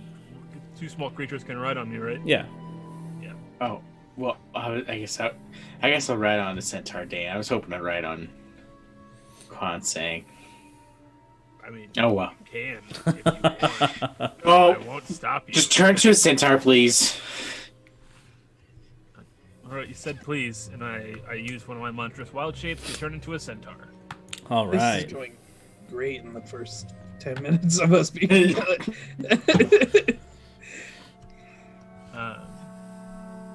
And you do so.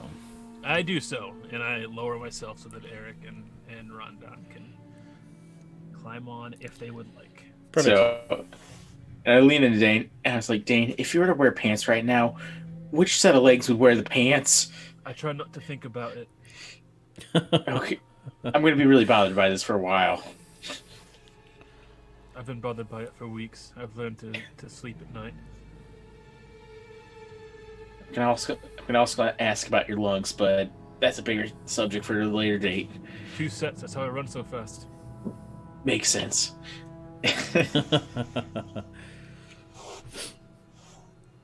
Okay. And so, as you all take to the streets, I need a couple of checks from you guys.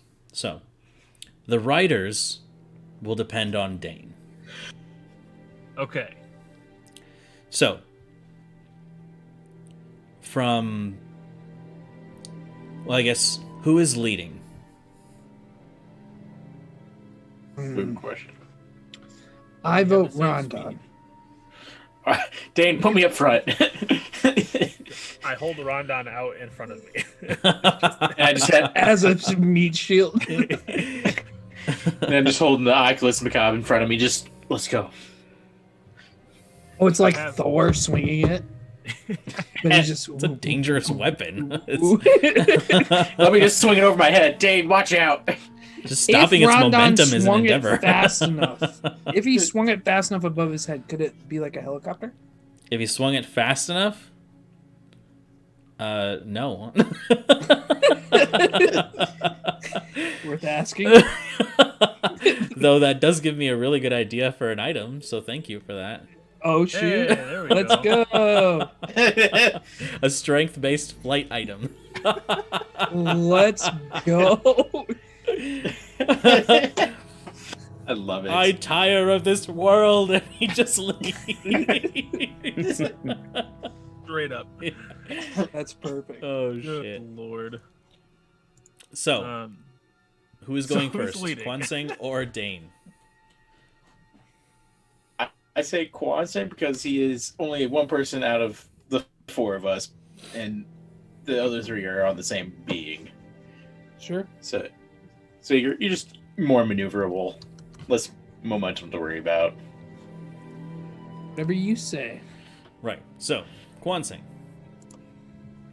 as you step out into this open street, the battle continues with this large monstrosity, this aberrant form of this fleshy, writhing mass of teeth in the sky, with the 2 immortals, Frorin the Elder Phoenix, the Immortal of Fire, and Barazal the Black Bulwark, the Immortal of Dragons. Though you do not hear the screams of the citizens of Onor within the streets any longer, you do still hear what sounds like the crawling and retching of leftover creatures. Though, from Eric's scouting, you know that the city guard and the knights are doing what they can to fend off these invaders. But there are still dangers ahead. As you begin to lead the group forward, make a perception check first.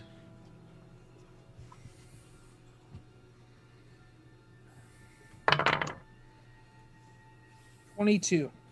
22.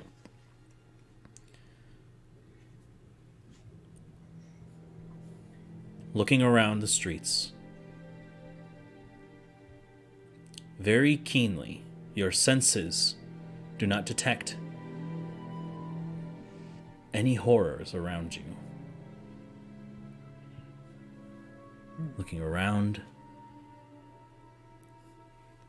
begin to maneuver your way through the streets until you suddenly hear this, what sounds like a group of flapping wings. You do not see anything. How would you like to react to this? I turn around to the group and I say, "Be ready. Something's coming." Ready. Where? Where? Do I have a sense of direction? No. And as you told them this, you can see that in the sky, Eric, these strange monstrosities, these horrors that you saw from before, have taken on a different, more a clustered, like a mass of them. And it seems as though from the direction that they were flying, which was toward, like, further into the city, they now appear to be searching out in the city, just from what you can see. There's purpose to their movements. Dane and Kwanzaa make stealth checks. Natural 20 Nice. plus 11. 31. Let's go. Dogtown, dude. Dogtown. Dogtown indeed. You're just Stealth? invisible. Yes. And if I were rolling with advantage, I would get 22. Worse. 14. Worse.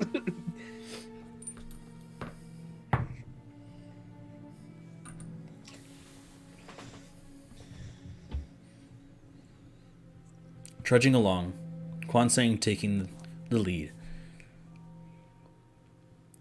Kwanzaa, your ear kind of perks for a second. You can hear the flying of these creatures suddenly getting closer. And as Dane is about to kind of step out into the open street, you pull him back against one of the buildings. And this massive swarm just moves. Like a moving cloud of winged aberrant creatures. That was a close one, Dane.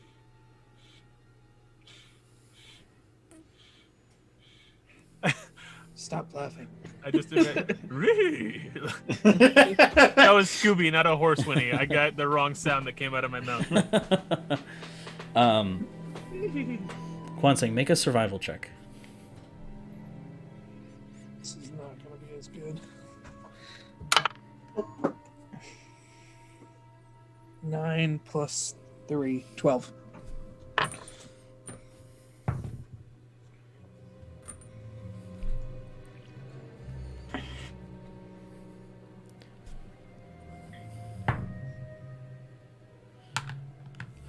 It takes you a little longer than you thought.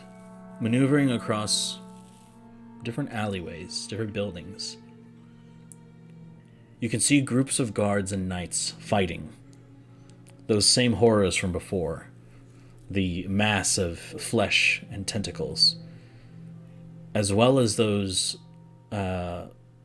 taller, lithe versions with the large open mouths. They appear to be faring pretty well, as the knights are nothing to laugh at. Eventually, making your way through the city, you come upon the city's first checkpoint. Though what you see before you, what once was this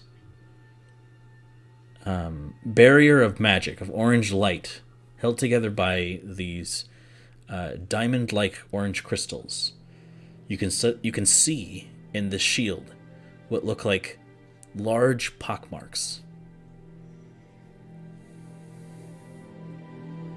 Pockmarks? I'm sorry, I'm not familiar. Like small like holes in different places. Okay, gotcha. Can we see the flying creatures on the other side of the barrier? Make a perception check. That's a good perceived.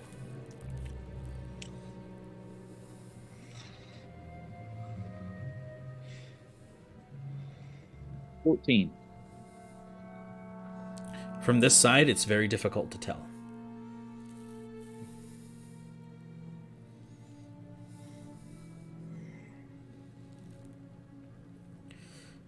As you near the checkpoint, you can see that there are several guards there.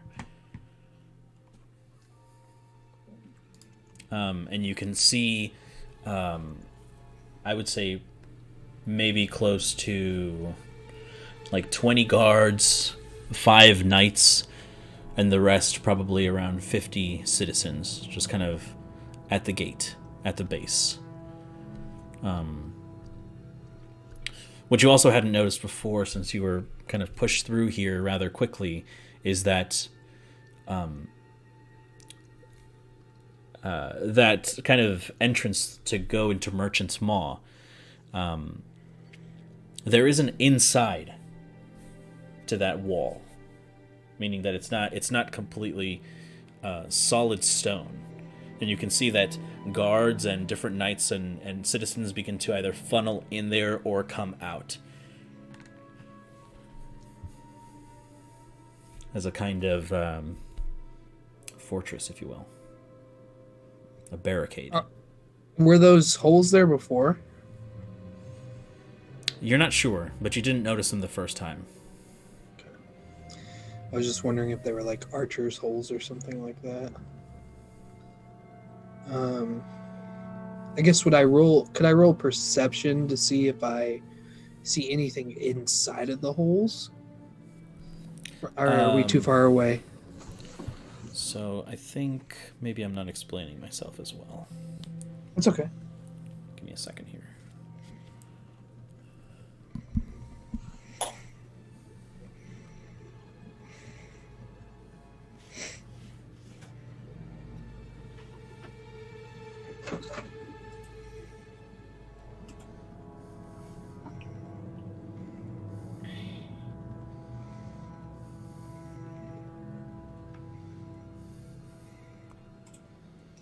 While he's doing that, guys, I sent you something in player chat.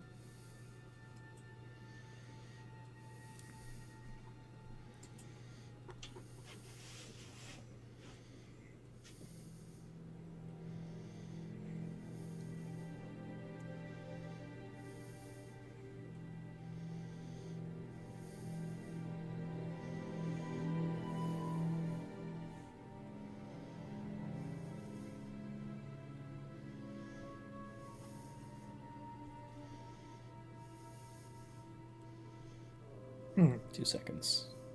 You're good.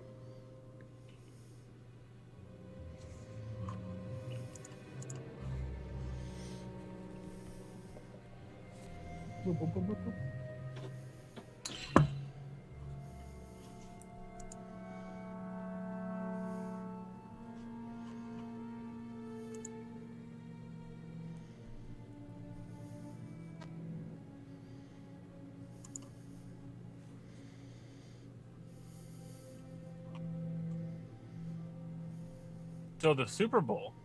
The Super Bowl. Very excited. Who's that Tom Brady guy? This might It's not not be even that big of a ball. This might not be of a good picture, but I'm gonna send it anyways. You know, fun story. The Cubs didn't win the Super Bowl for like 100 years. Mm. Even funner story, they still have it. I I think thought this they is the won year. the Super Bowl a couple years ago.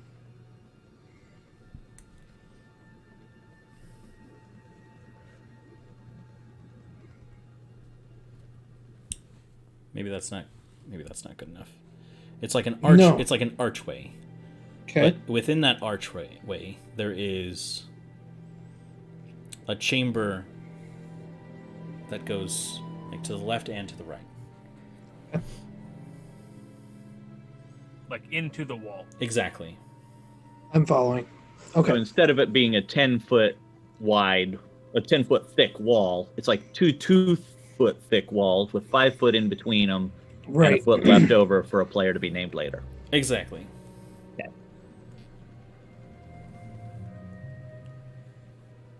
Yep, I'm following now. Okay. So never mind. Disregard what I was saying. The circles look like snowmen to me. Yeah, I, all I I can love think. it. it's adorable. It's like cute little snowmen.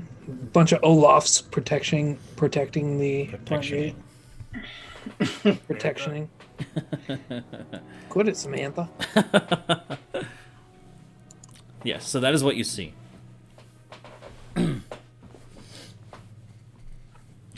And as you begin to approach,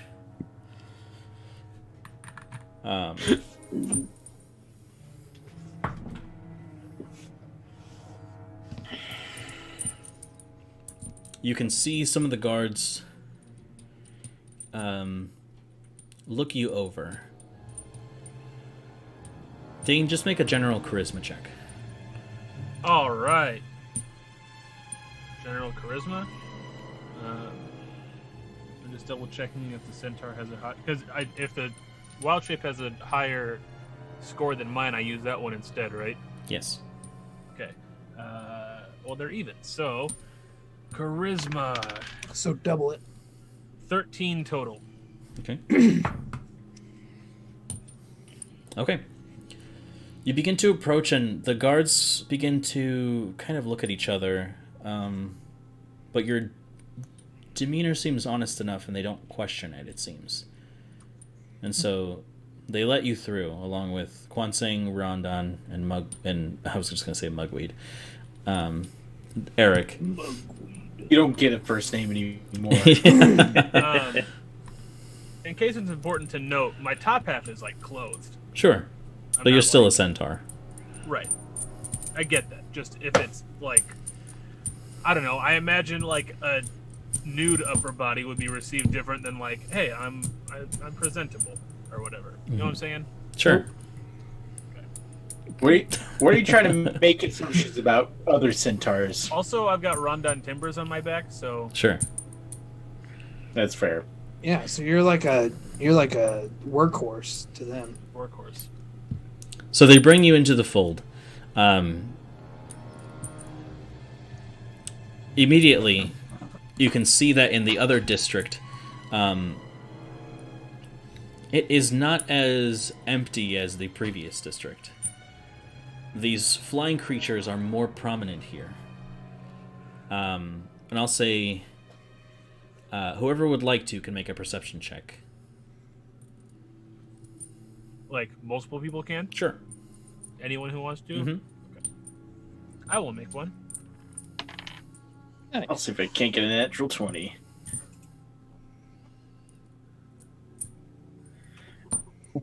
A natural 3. I can't see anything. I love this campaign dice roll log because it just showed me that Rondon rolled that. Oh, sure. I see that now, too. It's cute. Thanks, D&D Beyond.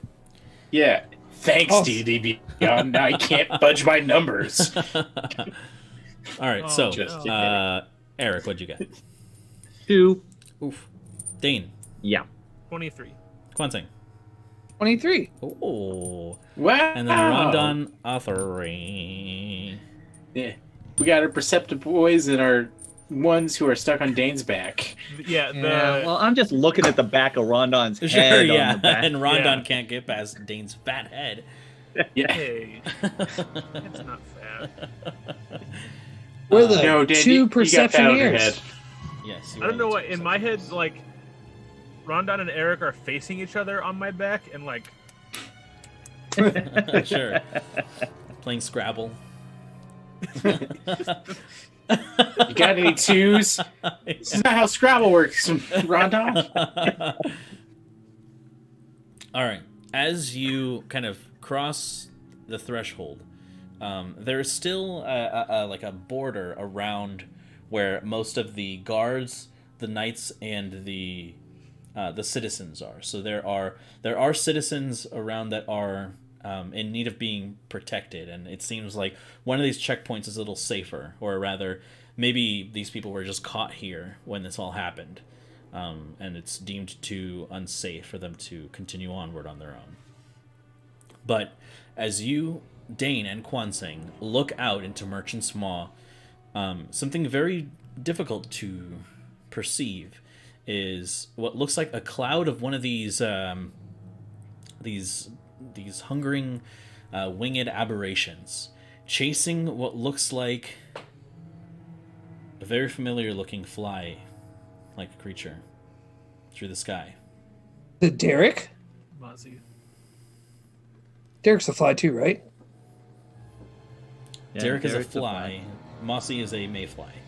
Yes, so a very familiar looking fly, mayfly. It is Mossy, is what you see, being chased through Merchant's Maw. And it's very difficult to perceive, but you all make it out instantly as you look out into the district.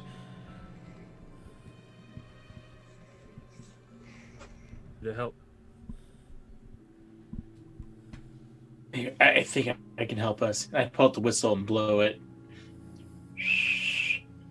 They're just gonna call it to us. Closer it is to us, the more likely we are to bring them down. Oh, I was just hoping for a ride. I look at Rondon. You can see Mossy begin to veer in your direction, but it seems like something else seems to yank it away from the crowd of people. No! Like actually pull it, or like its attention is gathered? From what you can see, it looks like Mossy's being steered in another direction. Oh. Okay. Pretty sure this guy ripped us off. Saxix isn't letting Mossy lead the swarm to the civilians. He's distracting him, is what I'm gathering. I stand by my statement. What is Dane gathering? Based on the information given. Mushrooms. Well, did I see Mossy get steered in a different direction? Just go ahead and make an insight check for me. Okay. Insight, that is a 22. It seems that your assumptions are correct. Okay. So I say all that again in a Dane voice. Okay. If we want to help, we're going to have to go to it. We can't call it here. Do I think it's more than 500 feet away from us? It varies depending on where Mossy is at the moment. But it seems like at your current location, summoning Mossy and Saxix is not a possibility, given... Right. I'm just wondering if I could dimension door Rondon and me to Mossy. Oh, I see. I would say that it comes and goes, but I'll say... what would this even be? What would this be a check for? Because judging that distance is a little more than just knowing the range of the spell. Right. I would say this would be... you could either make a perception check or an insight check. Yeah, it's the same roll for either one. Or no, you know let's what? I'll say Arcana as well, because this does have to do with magic. Okay, Arcana's better. Although this roll's bad enough that it probably doesn't matter. 9. 9? You're not sure. You could gamble it. It would just be the two of us, leaving you two behind. Let's maybe see if we can't close some ground from down here and can try this later. Just the two of us. I'm gonna not finish it. If you like, we can run that direction. You up for it, Kwanseng? It's up to all of you if we think that Mossy can handle it. I guess the augury did say that the going into the abyss was the action that we asked about. Maybe we shouldn't be getting distracted by this, but Brandon, does it look like the swarm is gaining on Mossy? Or are they outpacing pretty consistently?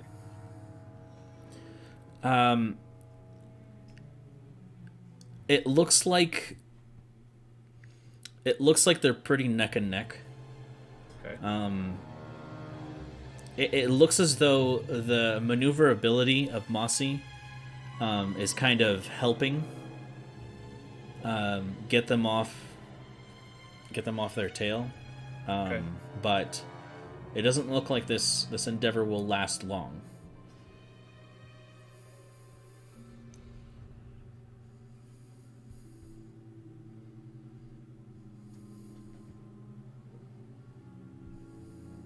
This is such a hard decision. We made an investment. If we step in, or if we don't step in, we may lose that investment and lose a friend. More importantly, the friend. But also Mossy. the money. And if we are able to help, we might get free rides. I like the way you're thinking, Quan, saying, all right, Dan, let's get a move on. I slap his ass. I intentionally don't run for a second. Just kind of look at him. All right, Dan, let's go. Let's go. The more you do it, the longer it's going to take. I'm already running by myself. Okay. Hey, let's go. Let's go. Stop it. Quan Seng's already outrunning us. And then I start running. Okay, perfect. So, as the two of you begin to run deeper into Merchant's Mall, you can see that all of the shops here are closed. The lights are all turned off, and you can hear the horrors within the streets. As you're bolting, you gain the attention of some of them, and they begin to slither closer and closer to you. These look like the smaller ones, the ones that are much weaker. But they begin to kind of chase after you. Given that you are faster than them, you easily outpace them as you get further and further in. I'll throw some lunar surge cantrips. Because that's the yeah, one I can Eldritch Blast as well. Sure. Okay, gotcha. So just kind of thin the crowd. Gotcha. As many as you can. I'll just point and taunt. Okay. Losers! Smell you later. And as you get further and further into the city, you can see that most of the horrors that were around you have all been either blown up or disintegrated by your spells. It is at this point where you feel like you're far enough from the barricade, the city or the district limits, where you feel like if you wanted to, you could get the swarm off of Saxix.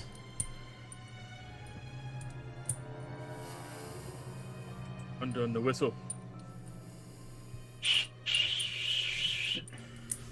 All right, and as you blow the whistle, you can look up into the city district. Most of the lights, the torches, the magical displays have been turned off. It is only the bioluminescent mushrooms and what looks like a lantern that is fixed atop of Mossy.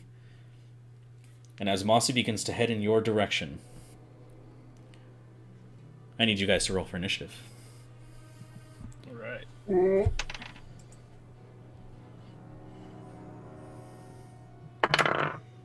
Ooh, finally. I've had bad initiative the last couple times too. I have bad initiative pretty much every time. I hear Well. having fiber really helps with that. Does it? Adding fiber in your diet, yeah. Rondon rolled a 14. I did. That was a guess. That wasn't a guess. You can't prove that. I can't because I'm looking at the game log too, you dingus. What? What's a game log? I don't know where this bit's going. I don't know, but from period to everyone. I've sent the Schmeppy out in the Zoom. Zoom. Zoom, zoom, zoom.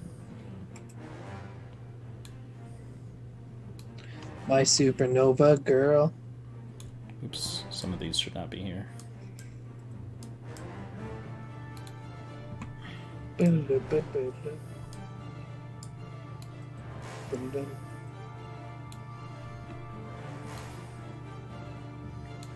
Slowly uncovering the map here. In this song, can you imagine how fun the trombone is? Or maybe that's tuba. That is tuba, isn't it? I mean, Some kind it of can. horn. It's a mixture between tuba and trombone because with a lot of the big kind of pieces like that, the trombones are able to give that nice barky sounds. A bit more. Bark, bark. Look at Mac. Look at how he grows. Good night, Mac. Just fell asleep. What happened? My internet disconnected for a minute. Might asshole. And for we're laughing. back. It's so funny. Anyways, trombones are just they're easier to give barky sounds with their instrument than tubas. I don't know, dude. I don't know if I can trust you. You stopped talking mid-sentence. I had a stroke. Excuse me. Telltale sign of a liar. Stop talking mid-sentence. Yeah. Do you remember when Sam said to that one? Was that a sentence? Sam told that one guy, "I can't trust you, man. You move too much." One of our friends told another one of our friends who is very high energy, looks at him and he goes, "I can't trust you, dude. You move too much." And I have never laughed so hard at something. You know It's what? so For, funny to me. for the first time, I actually got the context now because, like, I was always thought, like, man, you just like move houses too much. Like, you move from house to house to house to house. No, but move No. like high energy. Yeah. Now you finally get it. Yeah, he's like twitchy, high energy. He kept climbing up to the top bunk and then back down. Like he'd get Oh, up there and lay down, then he'd be down on the bottom and just talking in our faces and stuff. And then Sam just looked at him and he's like, "Dude, I can't trust you. You move too much." Bro, that's so funny. He's not wrong. Yeah, dude. You can't trust people to move that much. Yeah, no way. All right, let's kill these hungering swarms. All right, so Eric, what did you get? I had it and I put it away. Here it is. So that's a 7. Oof. Yeah. Dane. 9. Guansing. No, what'd you roll? 21. Nice. And Rondon Timbers. 14, because everyone now can see it.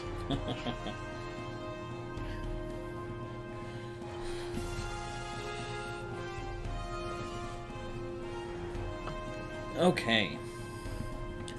So, at the beginning of this,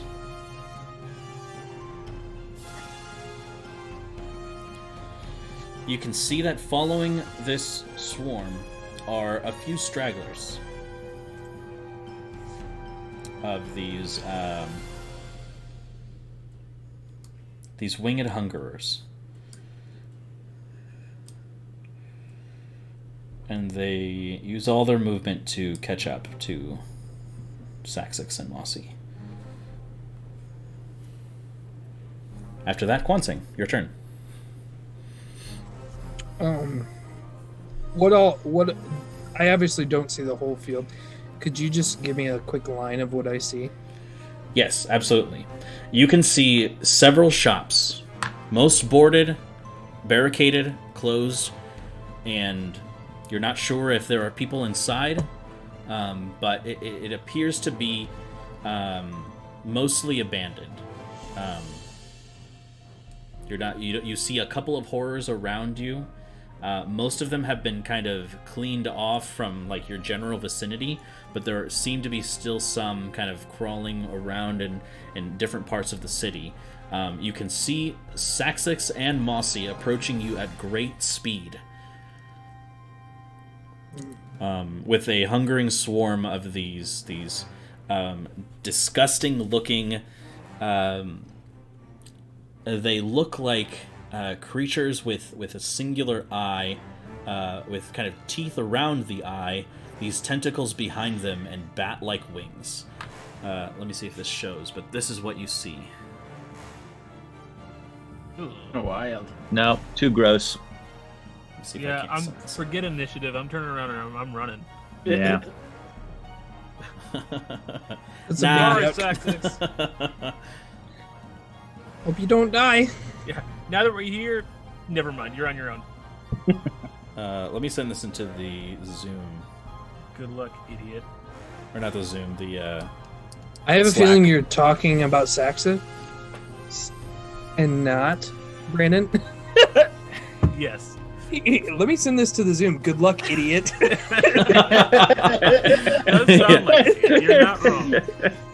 Yeah, if you guys can see, it's a little hard to see with this fucking thing. Yucky, though. Yeah.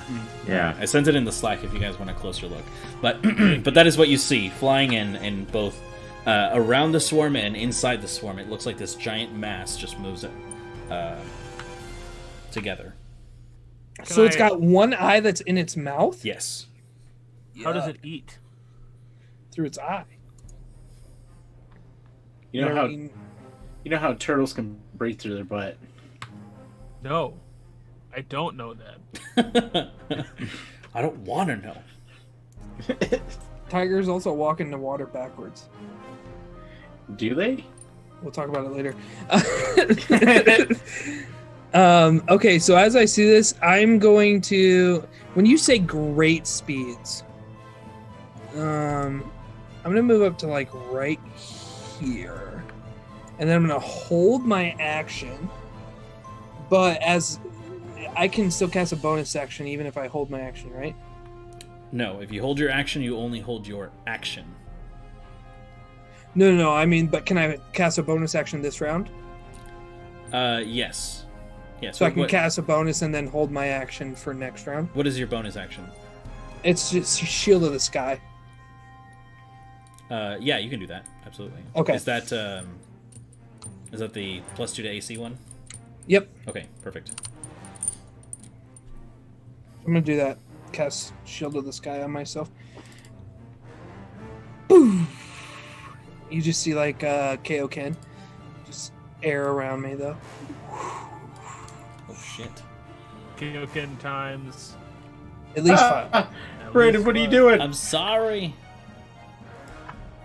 What was Something's was- over my face. what was funnier is that as he did that, Mac like cut out. Ah! Brandon, what are you doing? There we go. What did Brandon do? What happened?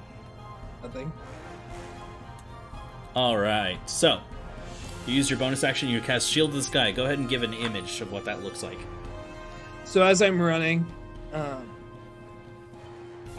take my hands and I create this vortex in them. Like it looks like a spinning, like a wheel, and then I just push it down under me like a disc, and then it just covers me in air. Oh, nice. Yeah. All right, and you hold your action, readying your attack for the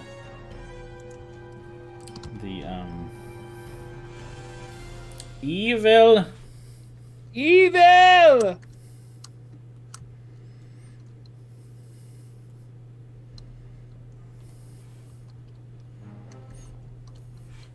All right. At the end of your turn, Kwansing, you can see that these kind of straggling horrors that were kind of all around the battlefield begin to move closer to you. Yuck.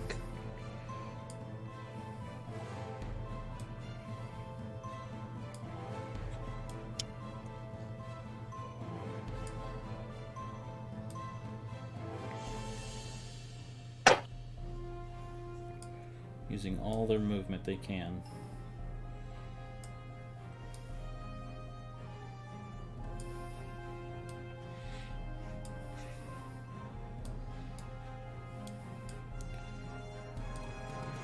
Like I said, they're not very strong, but they have numbers.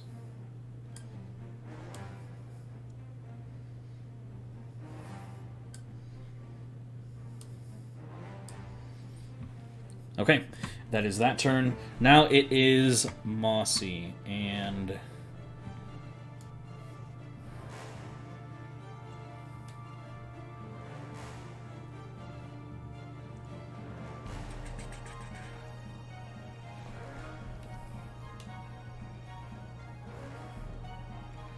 they move at an incredible speed and get right behind you guys. Where do you sleep, sex?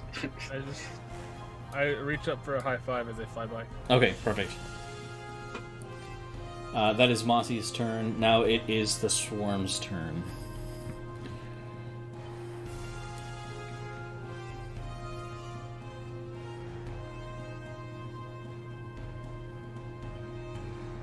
So with its regular movement, it gets to about right here. 5, 10, 15, 20, 25, 30. You can attack if you'd like, Kwansing. Your attacks will be at disadvantage right now, unless you'd rather wait for it to get right next to you. I'm gonna actually try and hit it. Okay, go for it. Okay. Can I guess, can I use ear-splitting ring? Or is it just if you want standard attack? No, you action? you can make an action if you'd like. Yeah. So let me do that. I'm gonna use ear-splitting ring with a So 18 to hit. So it's a Constitution saving throw from it. Oh yeah, that's right. I Yeah. forgot that it's Constitution. So it's oh wow, I rolled a natural 20, so that's 23 total. Yikes! Okay.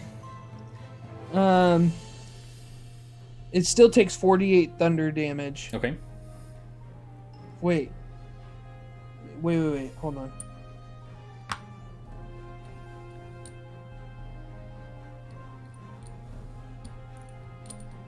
Go ahead and play out. I'm gonna read this quick. Well, I need to know the damage. Also, depending on where you put it, you could take a few of these out. Well, this doesn't really say, so it must not, because it says creatures within a 5-foot radius must make Constitution saving throw. On a failed save, a creature takes 48 thunder damage and is deafened for the duration at the end of each. So it must not if it doesn't fail. It doesn't give you like half damage if it succeeds. It does at the end of each turn. A target can make a Constitution saving throw. On a success, the form ends on it. On a successful save, a creature takes half as much damage. There it is. Okay. It is not deafened. Sorry, I didn't read that last line. You're good. Okay, so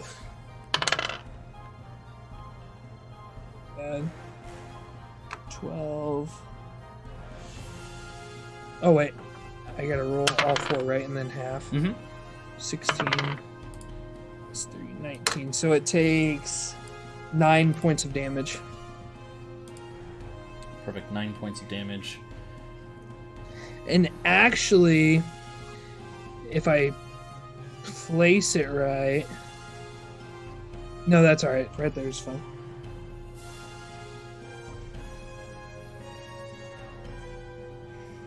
Okay.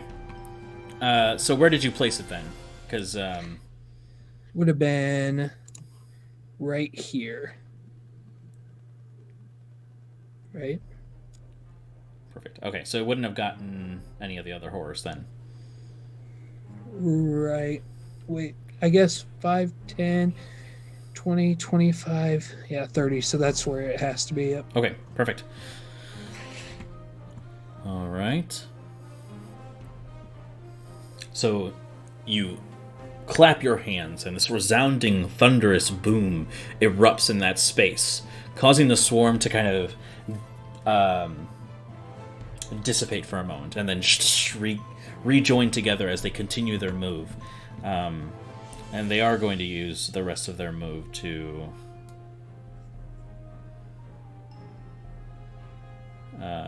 get right next to Mossy, right here. But they can't do anything else.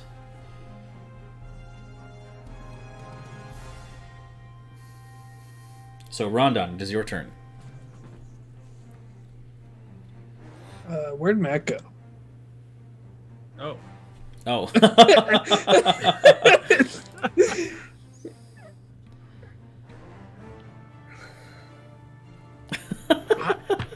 I'm gonna reach up. I'm gonna hit him with my axe. That actually works. And automatic hit for great role playing. We'll come back to his turn when he comes back. Yeah. Oh, fine. I Worth a don't shot. hit him with my axe. Yeah. Dave, why are you talking like that? For now, Tyler, can you connect with another device?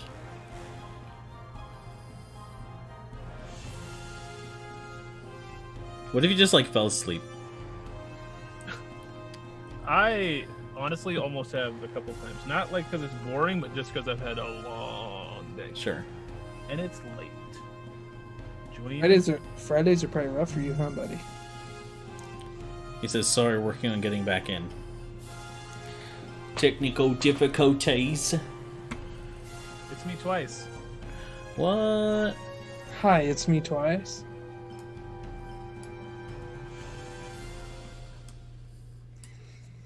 It's gonna be way funny when he joins back in and is off again, though.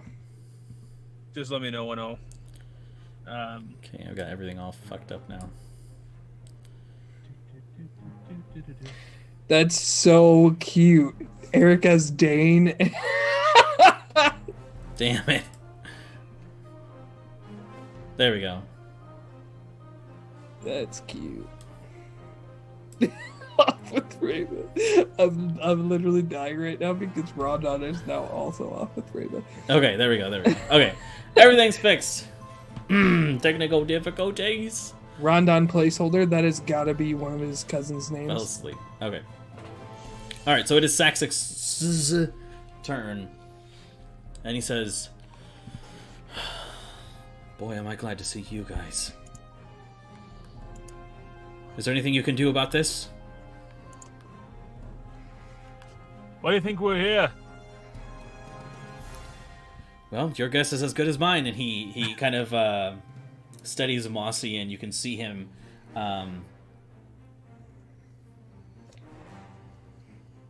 he doesn't seem to have a weapon, but his 3-creen form has natural weapons in the form of his pincers and his claws.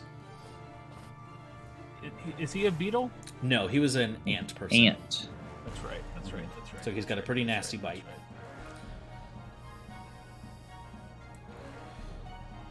All right, so Dane, it's your turn now. All right, so this giant hungering swarm has now reached the ground. It is now on ground level, as Mossy is as well. And it is right next to you, and it appears to be kind of looking in all directions and preparing to attack Mossy.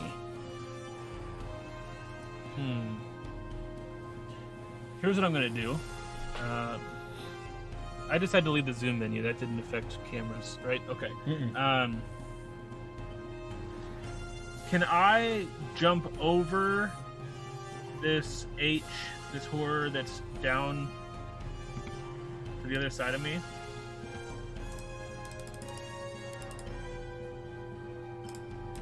Can you jump over Like, can I go this one right down here? there? Yes. Yeah, absolutely. You can do that. So you move. The swarm does get an attack of opportunity against you. Is that okay? I was banking on it, yes. Okay, perfect. So Rhonda and Eric also move.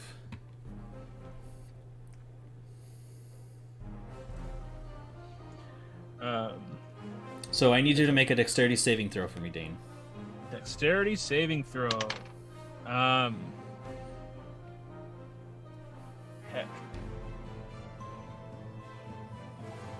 Ruh-roh.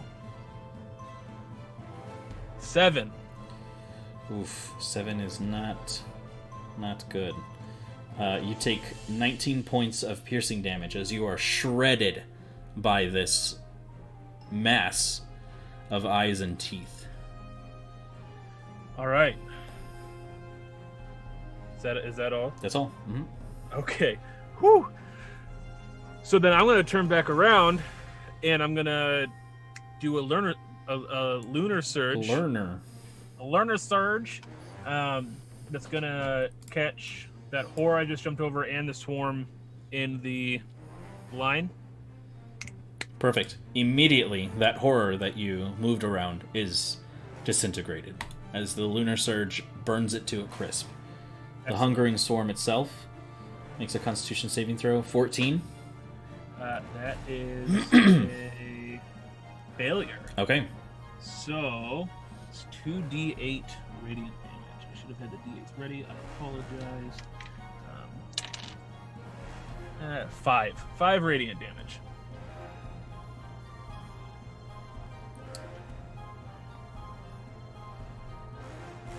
Perfect. Effectively then- 10 damage because of the one you killed. What? Effectively 10 damage because of the one you killed. That I dealt in total. Sure. I'm tracking. And then I'm going to move back up to it. Try and draw some fire. Okay, perfect. And then that's my action and my... Well, sorry. Can I instead move over here for the flanking? Yes, you can. Because I wasn't counting. Here. I'm going to undo real quick so I can make sure I didn't overmove. Okay. So this first was...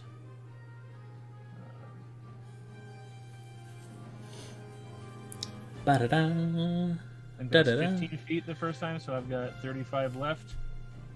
And...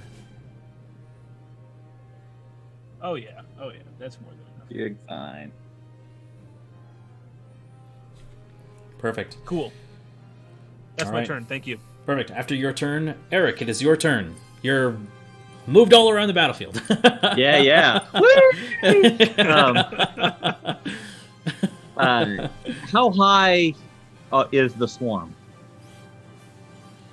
How tall? both- like it's Both how tall and how high off the ground? It's probably a good 20 feet. Well, actually, yeah. So 5, 10, 15. So it's about 15 feet in every dimension. Okay. And is the bottom of it more or less at ground level? Yeah. Mm-hmm. Okay. I am using a charge from the Wand of Webs, centered right in the center of the swarm, anchored to the ground. The webs layered over a flat surface have a depth of 5 feet. So it's not going to capture the entire swarm, but I'm hoping it'll capture the bottom third or so and anchor it to the ground. Okay. And what condition does this? Okay, so Inflict. let's see. Each creature that starts its turn in the web or that enters them during its turn must make a dexterity saving throw. On a failed save, the creature is restrained as long as it remains in the webs or until it breaks free. If it's restrained, it can use its action to make a strength check against my spell save to break free. Okay, perfect. Let me go ahead and make the save. It is its best saving throw, so we'll see. So that is a 23. Yeah, it's its only saving throw, actually. Okay, well... They're very quick, and so as you shoot the web out, they all just scatter away, leaving the space empty, and then reform in that same space. They have many eyes, and so they can see everything happening around them. That was a good play, though. So... Rat. All right, but there's still webs all over the ground there, right? That's right, exactly. So Okay. what? How long or how far? How? It's a 20-foot cube, so it's essentially the size of the swarm. Okay, perfect.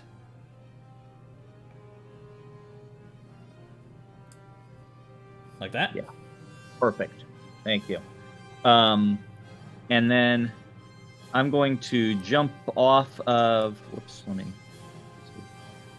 Cool. Jump off of Dane's back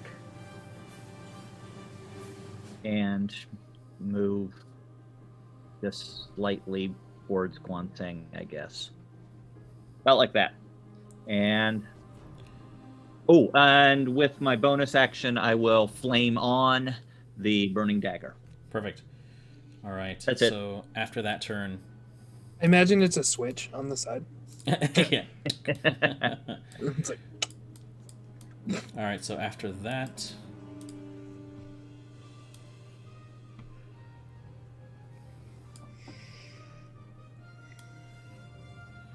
You can see another one of these, the straggling ones, the winged hungerers, not part of the swarm, but just individually flying closer there.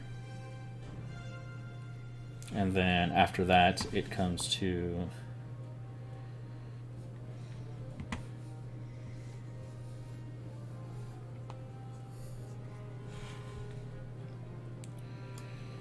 this one here, which gets exactly where this one was as well.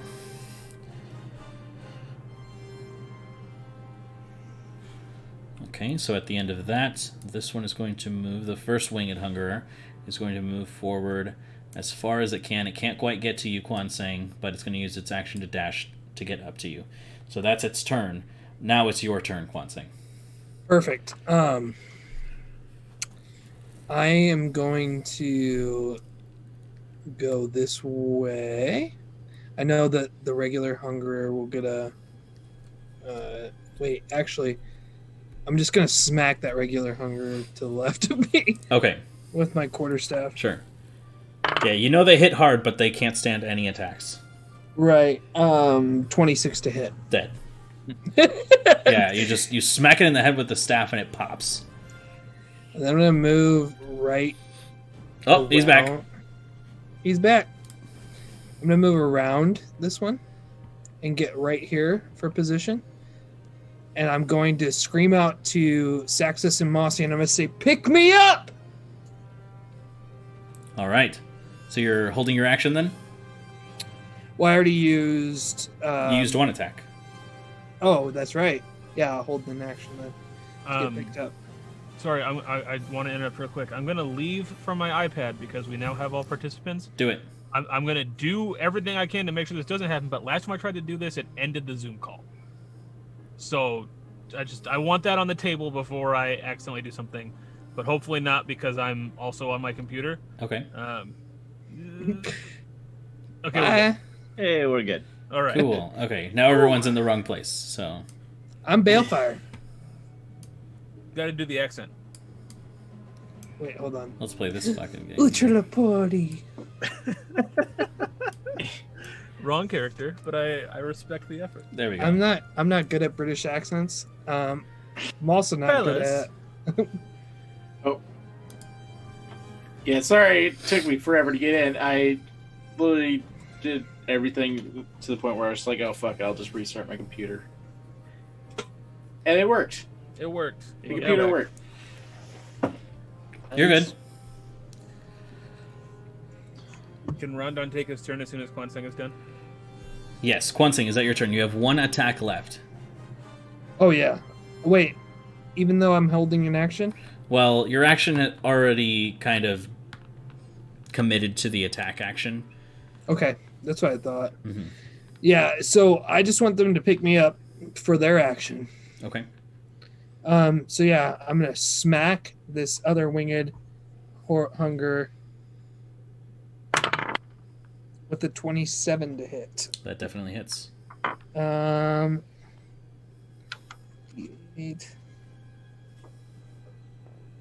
6, 13 points of damage. 13 points of damage as you swing your staff, and with this buffeting gale, it splits in half, and its writhing God. mass falls still on the ground. And I say, disgusting. And I turn around and wait for. I just put my hands up like this, waiting for Saxus and Mossy. Okay, perfect. So, Rondon, it is your turn. We skipped it last time because you weren't here, but go ahead and take your turn now. All right. Is the Hungry Swarm like ground level, or are they? They are ground level. They are about 15 feet in every dimension. Okay. Cool. Then I'm going to get 15 feet in every dimension. Oh. I am going to use Get my off of me first. Oh yeah. So, nope. I'm going to stand on Dane's back. Don't. Dane dies.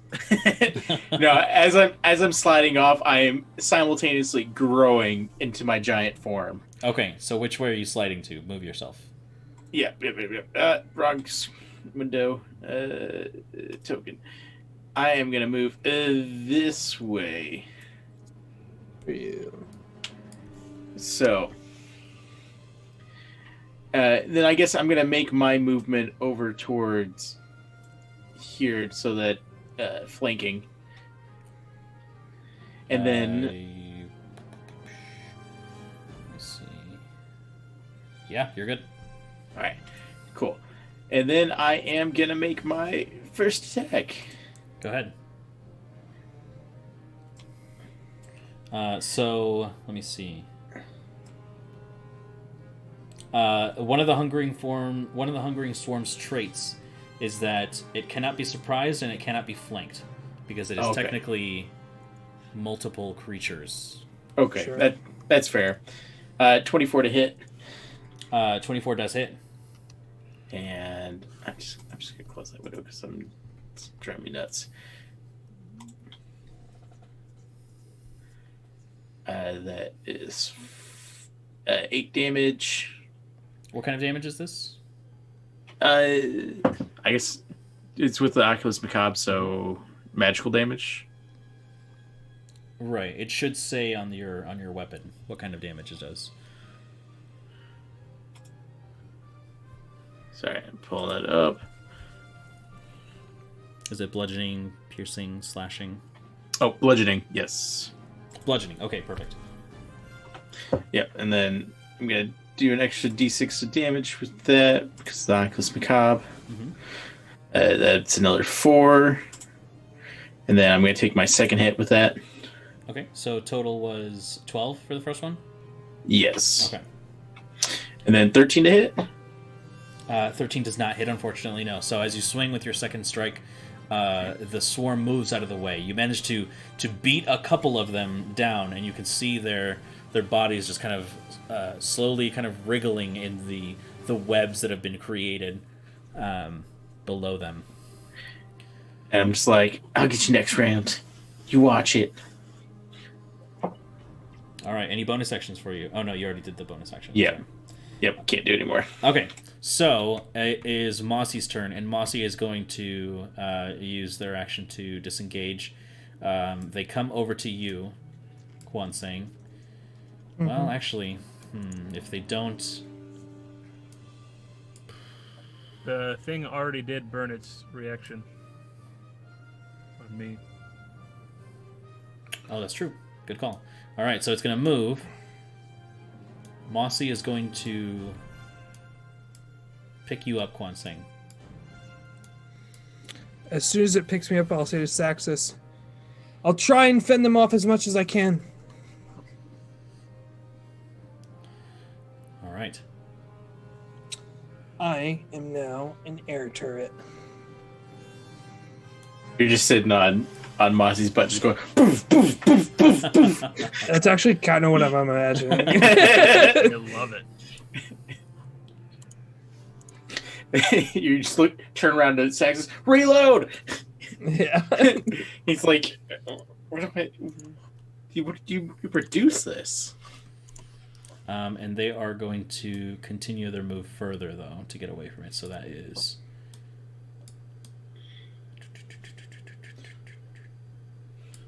right here. But you guys are now slightly up in the air.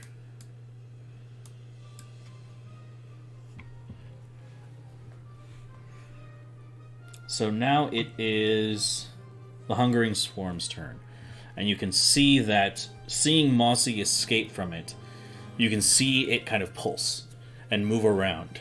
And you can see this attack beginning to prepare as it suddenly spreads out, almost like it explodes from the inside. And there is just this swirling vortex of these flying bat horror creatures. And I need Rondon, Eric, and Dane to make dexterity saving throws. Okay.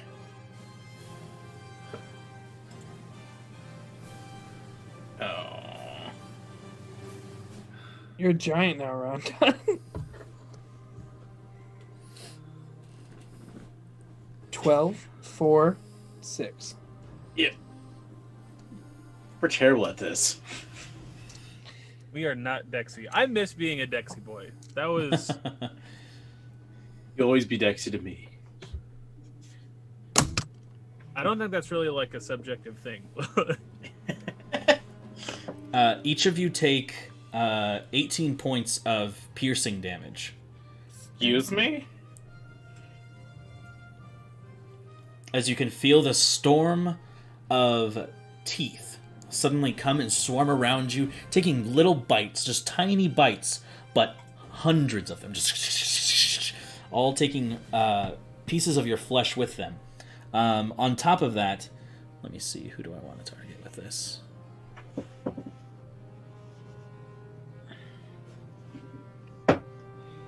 Eric, make a strength saving throw.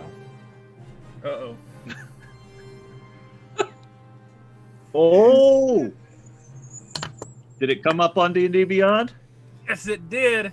Yes, it did. Wow. Okay, so here's what happens. Wow. Yeah.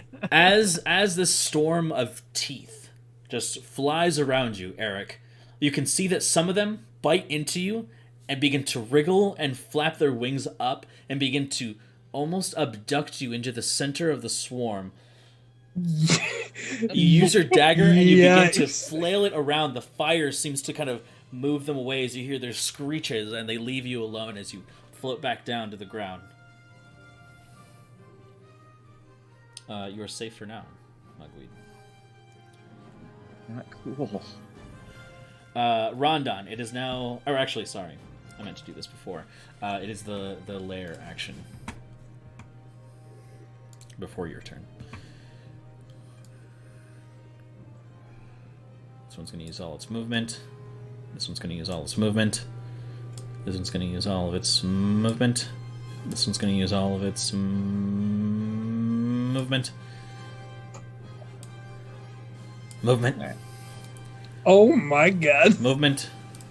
I was looking down at my character sheet for just a second, and I look back up, and there's like the Great Wall of China in front of Eric. Yep. Movement. Cool.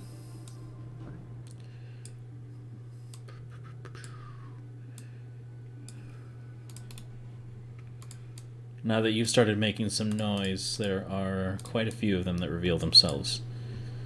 That's a big yikes. Rondon, it is now your turn. Alright, so...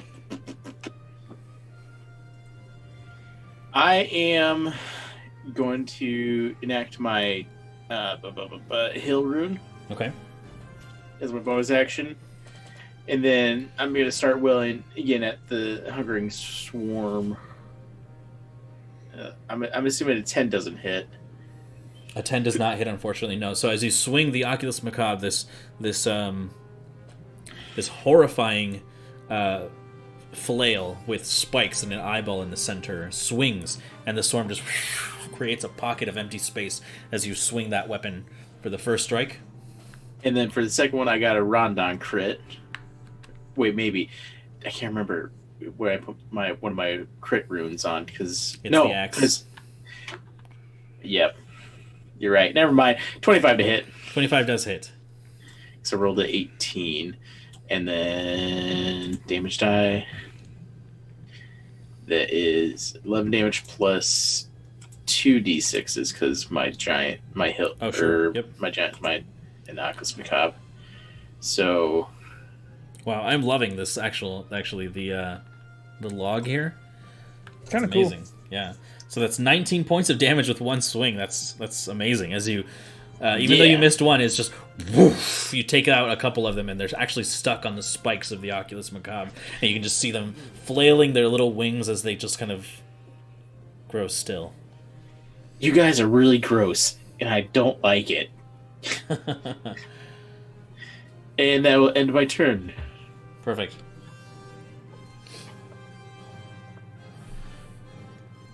It is Saxix's turn, and he turns to you, Kwanseng, and he says,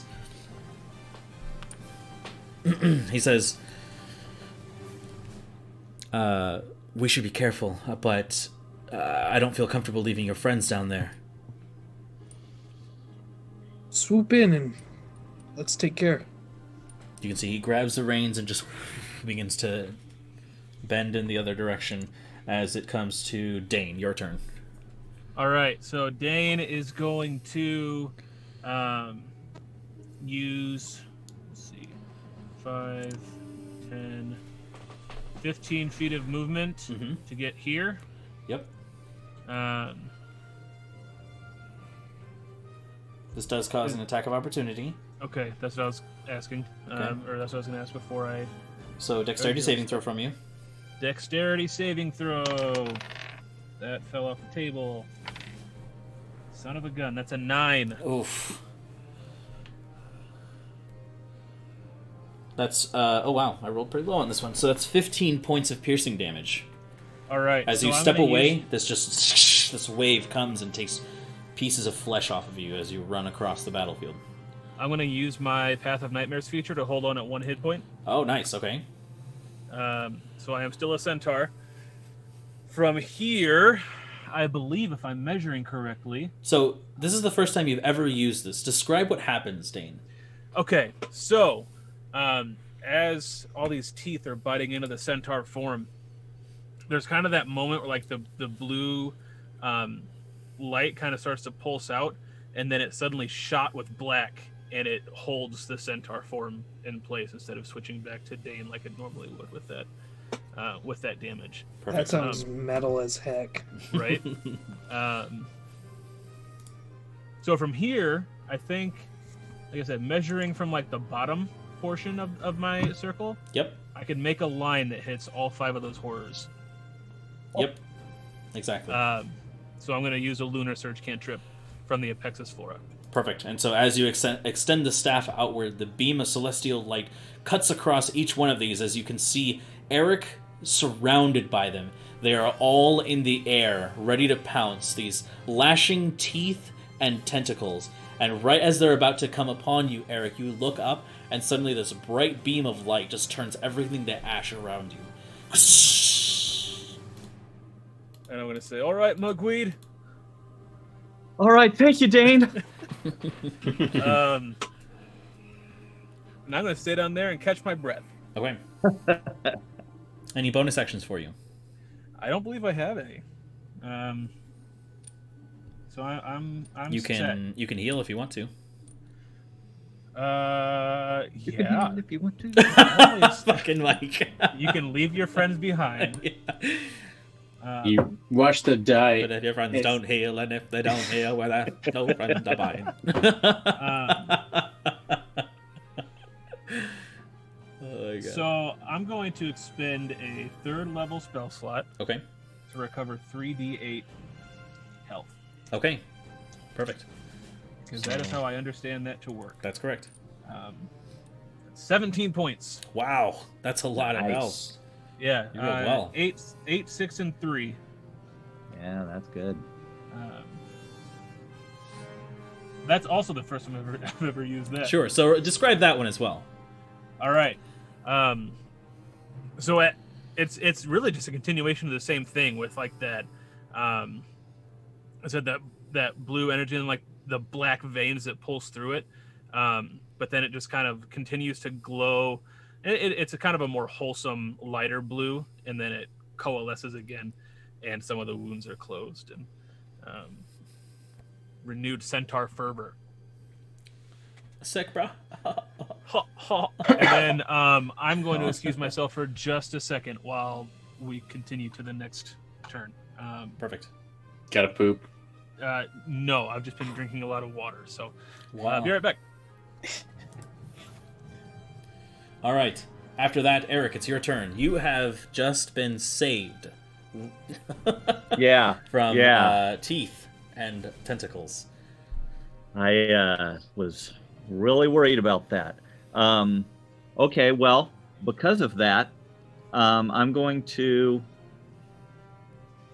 completely change what I was planning to do and move up towards the swarm here Okay. and stab at it with my flaming dagger, which is pulsing. The fire is pulsing and making a wah wah wah wah wah Okay. wah sound. Sure. I missed that. And so let's see. Doing that, there's 3 different damage rolls if it turns out to hit. So we'll see what happens here. Ooh, it's a 13 to hit.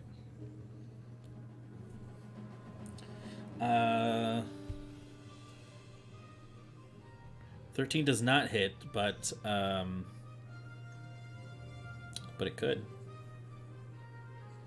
I forgot that was a system. That's been a while. Yeah, no, I'm not ready to take that because the swarm is still on top of a bunch of webs that are flammable. And so because I just exposed it to the flaming dagger, the swarm should take 2d4 damage, if I'm correct. Oh, really? I'm going to let you make a ruling on that, but it says the webs are flammable. Uh-huh. Any 5-foot cube of webs exposed to fire deals 2d4 damage to any creature that starts its turn in the fire. So at the start of its turn, that's lit. So that's each 5-foot cube. Any 5-foot cube of webs exposed to fire. So I'll let Brandon adjudicate that. Dude, Okay. that could be wild. Could you imagine Let's take a look. 2d4 in 9 different squares because it's all flammable? That's like 18d4. So It's- I would say that because these are strikes with your dagger that you're trying to hit the swarm with, no. But if you can cast a spell of fire over it, then they will take extra fire.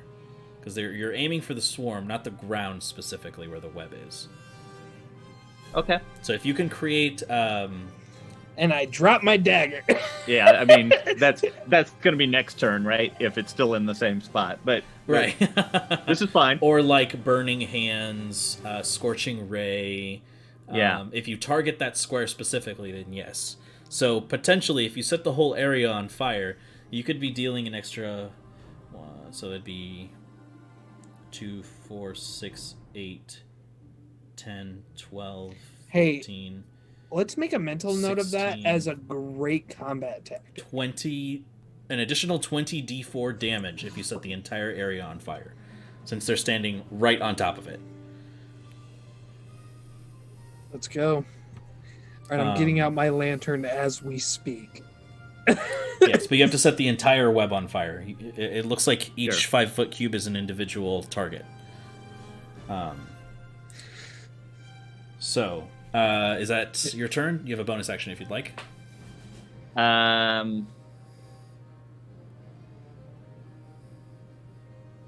Backing up, Yes. I'm flanking. Should I have had advantage on that attack roll? Not with this creature, no. So the Oh, that's Hungering right, Swarm, that's right. yep, has So- the Observant trait. Yep, which- yep. Okay. No, I am. I have no bonus action worth doing, so I'm done. Punch it. Okay. Perfect. Okay. So that comes to Winged Hungerer number 2, and it is going to fly up to you, Kwansang. Nice. I'm in the air. And it is going to bite at you. It misses. That's a 19 to hit. It misses.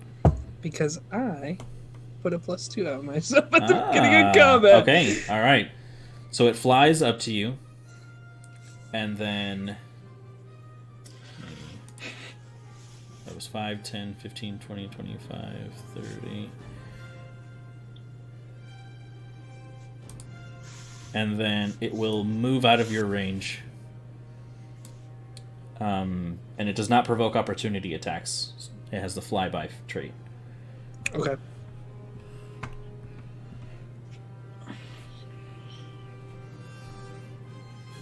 Okay, now it is the third one's turn, and it is going to try the same. Actually, this time it's going to attack Mossy, because you're on top of it. Wow, natural 1. Nice. So it just hits. Yeah. And it flies out of the way. Kwansang, it is your turn. Okay. I'm going to... You're currently 30 feet in the air.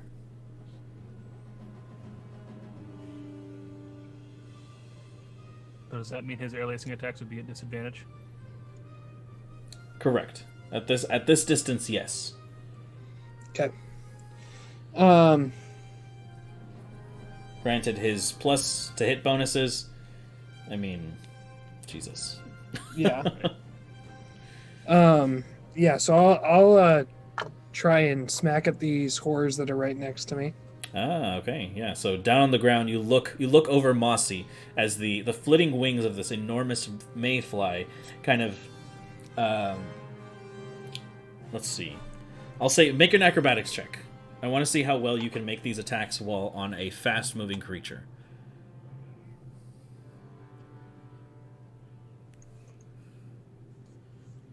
I used the dice thing for once, and it's a 19. Okay, yeah. So you maintain your balance. I'll say that you're keeping well, but you'll have to maintain this if you want to walk around and kind of like just try Sure. to aim below Mossy. Yeah. So I'll hit those 2 regular horrors next to me. Okay. I assume you move to the edge of Mossy. Yeah. Sorry, yeah. I guess I wasn't thinking of that. Perfect. And so you aim down. Go ahead and Yep. roll. 18 for the first one Hits. and 23 for the second. Both hit as you cause them to just explode into a mess of flesh. Any bonus actions for you? I don't think so. Let me look. I think my distance is only 20 feet with the unarmed strike. I guess can I roll at disadvantage since it's air lacing? Does Yeah. that make sense? Yeah, if your long range is 40 feet, so you can hit up to 40 feet. Oh, nice. So yeah, I'll do that then. To which one? The Winged Hungerer 3. 5, 10, 15, 20, 25, 30, 35. Yeah, go ahead. Perfect. And okay, that is +8. The first roll was a 9. The second was 15. So the disadvantage it would be 17. 17 still hits. Okay. And that's 1d6. Oh, nice. Max damage 11. 11 points of damage is actually the exact health of this. So, Oh, as dude, you- heck yeah. Yeah, as you send a strike out with your fist or your open hand or however Yeah. you want to do it. It cuts through the space and actually cuts clean through its body as it splits in half and falls to the ground, unmoving. Heck yeah. So now it is Mossy's turn as Mossy flies back. For the sake of this, Kwanseng, go ahead and move Mossy wherever you want. Oh, interesting. Was there a residue rating for the winged hungerer?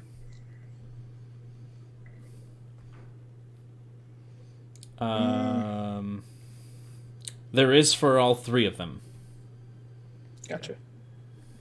I'll move him back here. Kind of getting close into combat with... Or, well, actually, let's not be right on top. Let's be like...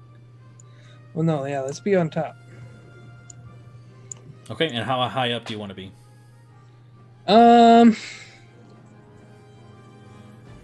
Just stay at 30 feet. Okay, That's fine. perfect. So now it is the Hungering Swarm's turn. Where are my d6 here?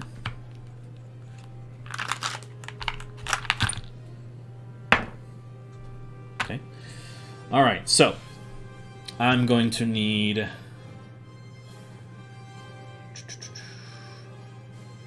Rondon, Eric, and Mossy to each roll dexterity saving throws. Do you want one of us to roll for Mossy? Yeah, if you'd like. Okay. Does someone else want to roll? I've been rolling crap dexterity saving throws. What's Mossy's dex? Just roll. I'll tell you if they succeed or Okay. not. 18. 18 succeeds. All right, Rondon, 12. 12, and Eric, 20. 20 succeeds. So, Brandon! so I have like weird cuts on my tongue. Eric, you take 8 points of piercing damage. Rondon, you take 8 points of piercing damage because piercing damage is halved. Oh, so was that halved? That's already halved. Yep. Wow. And Okay. Mossy takes 8 points of piercing damage. As you hear this screeching sound from Mossy, it even though they were quick enough to move out of the way for most of it, Mossy isn't as hardy as you guys might think. Yikes, my bad. And so it comes to Rondon. It's your turn. All right. And I'm going to start wailing on it. Perfect. Okay. 20 to hit. 20 does hit. That's 4 damage. I'll roll my 2d6s. 8 damage. Oh, sorry, 8 damage. Wow, I rolled 2 6s with my 2d6s, so... So 20 points of damage for the first strike. Yep. All right, so Dang. whack. Yeah. It was a hearty strike. Mhm. And Let's go. 17 to hit. That does hit. And another 8 points damage. Okay, perfect. Oh, and then I'm going to do one on-arm strike. Just kind of give it a good backhand. Let's It's see. like you still get swiping. your 1 psychic damage for like the Oculus Macabre. Was that... is that a d6? Yep. Okay, I rolled that with that 2d6s. Oh, I thought that was for the Giant's Might. No, 1d6 is for the Giant's Might, and the other one's for the Oculus Macabre. Right, but for every swing of the Oculus Macabre, you get a d6. Oh, right. Oh man, I've been doing this wrong then.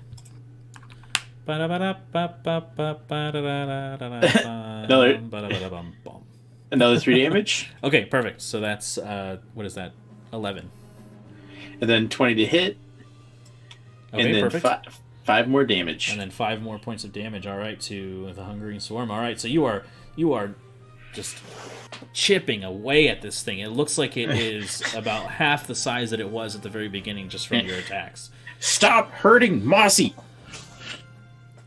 At this point, it comes to Saxix, and you can hear him just scream out, "Mossy, no!" And he begins to kind of like bat all of the creatures away that are kind of getting on Mossy as he actually makes an attack. So he's going to use his bite and claw. The bite doesn't hit, and the claws don't hit either. Yeah, he's not very trained in fighting, Worthless. and so well, I mean, everyone has their own set of skills. But No, as that finishes, Dane, it's your turn. All right. Dane. Looks like they've got that hungering swarm under control, so I'm gonna keep doing what I'm doing good at. You done good, Dane.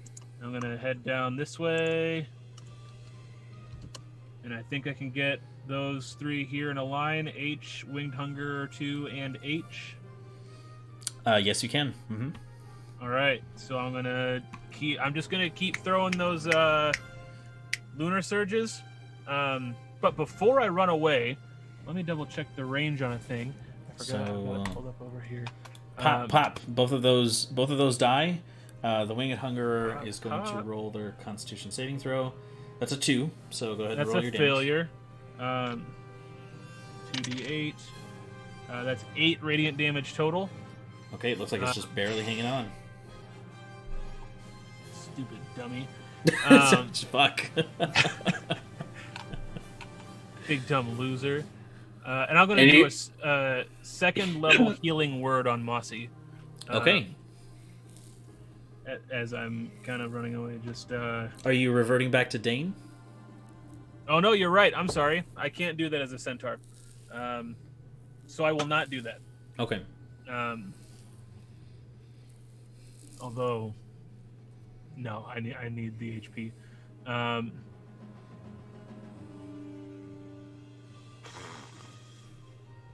That is... Oh, I'll check one more thing here. I'm sorry. You're good.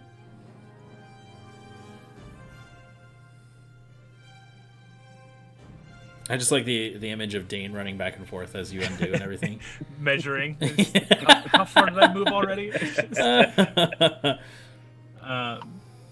So having hit that Winged Hunger, I'm going to try and kite it back this way a little bit. And if I'm not mistaken, I have 6 more squares of movement.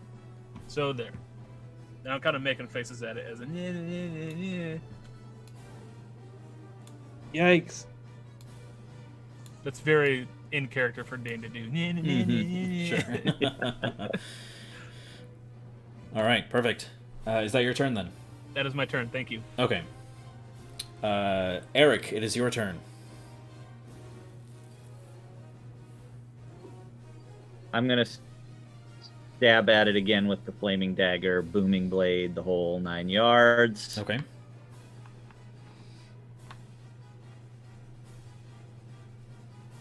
There we go. Okay, so that's a 20 to hit. That does definitely hit. All right, so we get 2 piercing damage Okay. plus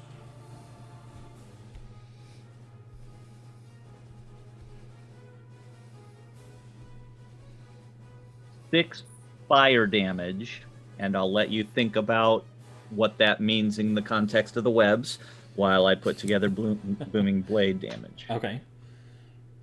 Maybe that means nothing, and that's cool. And the booming blade. Wait, is it really 1d8?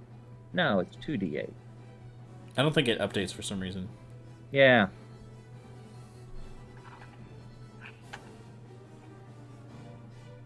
So it's 11 points of thunder damage from the booming blade. Hey, 11 wait a points second. of thunder damage.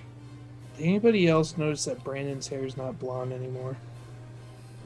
Brandon. Wait, what? All right, and the thunder. Actually, you can almost see a vibration in the air from the thunder of the booming blade, and that vibration kind of comes and pulls into Eric's body, and some of the little wounds all over his body from the teeth heal up just a little bit. I'm going to heal up 5 points of damage from my... I don't remember what that feature is called that I have. Mugwid, did I miss it? Did you say the thing? I did when I attacked the first time with it, yeah. I think you were in the bathroom. Yeah, you may have been Probably. gone.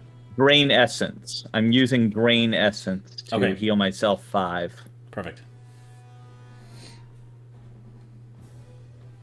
Um,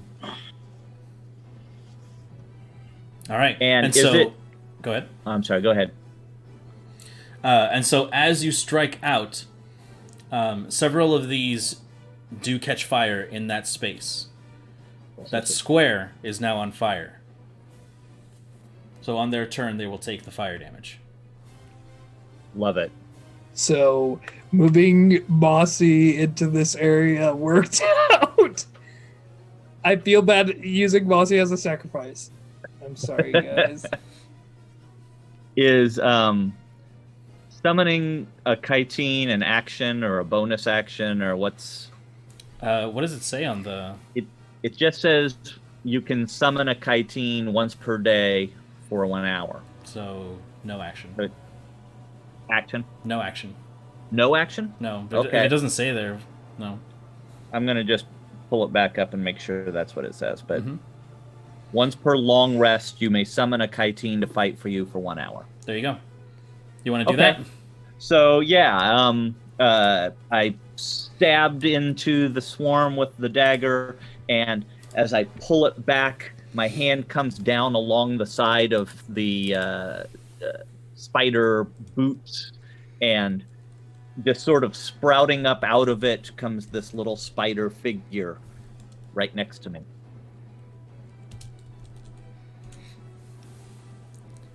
Spotty boy. All right, and you can see this horrible creature, just this pale and frazzled-haired, multi-limbed creature with these spider-like mandibles, these glowing yellow eyes, just begin to like with these daggers, and it just begins to look at you expectantly for a command. As on your turn, you can command it to act in combat. So go ahead. Oh, okay, I can do that this turn? Mm-hmm. I'm just going to point to the flying teeth and tentacles. Take them down! And Come it just on, screeches, Spidey! and it just lunges for that space. And given that it has spider walk or web walking, it can just go into that space. So it does so. Go ahead and make the strikes for that creature. I think you have that stat block on your extras. I do, yeah. Yep. Soup's up, boy. Eat away. Oh, holy cow. 3 attacks. Okay. Oh, wow. Yeah, they're little, they're baby taps, but 3 attacks is pretty good.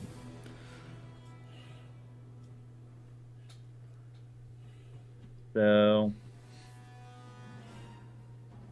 one of them's a nat 1. Oof. Definitely hits. That's what I needed. And they have a +4. So it's a nat 1, a 6, and an 18. The 18 hits. Okay. And then that 18 does 3 points of damage. 3 points of damage. All right. So... Piercing. Okay, gotcha. So you can see him jumping around in the center of them, just swinging wildly his tiny bone-like daggers and just trying to catch them. It doesn't seem like it's doing much damage, but at the very least, perhaps it will distract, and he will become a target of one of these attacks.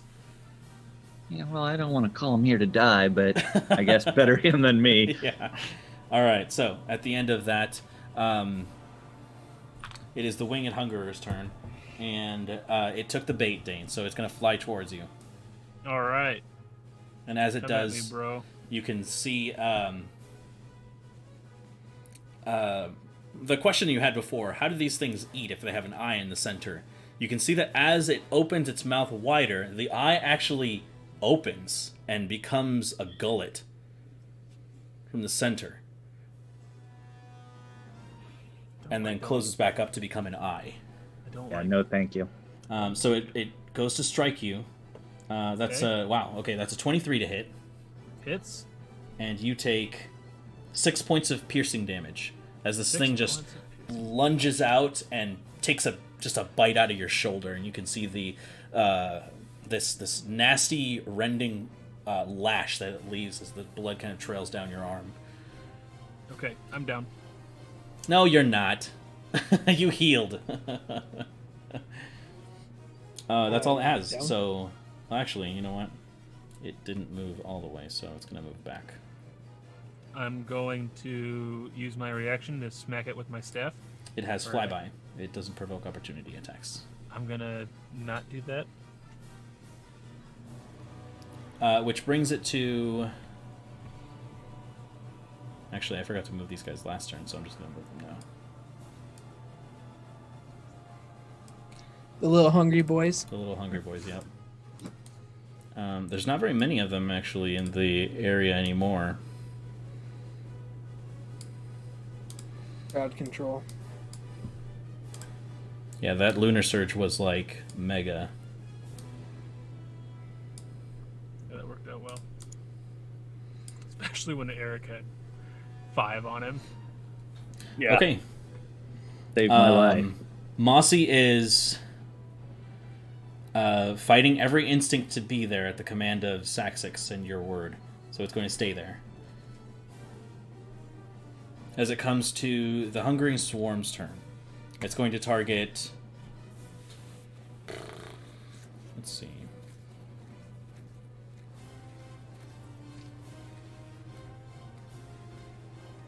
Yeah, the most immediate...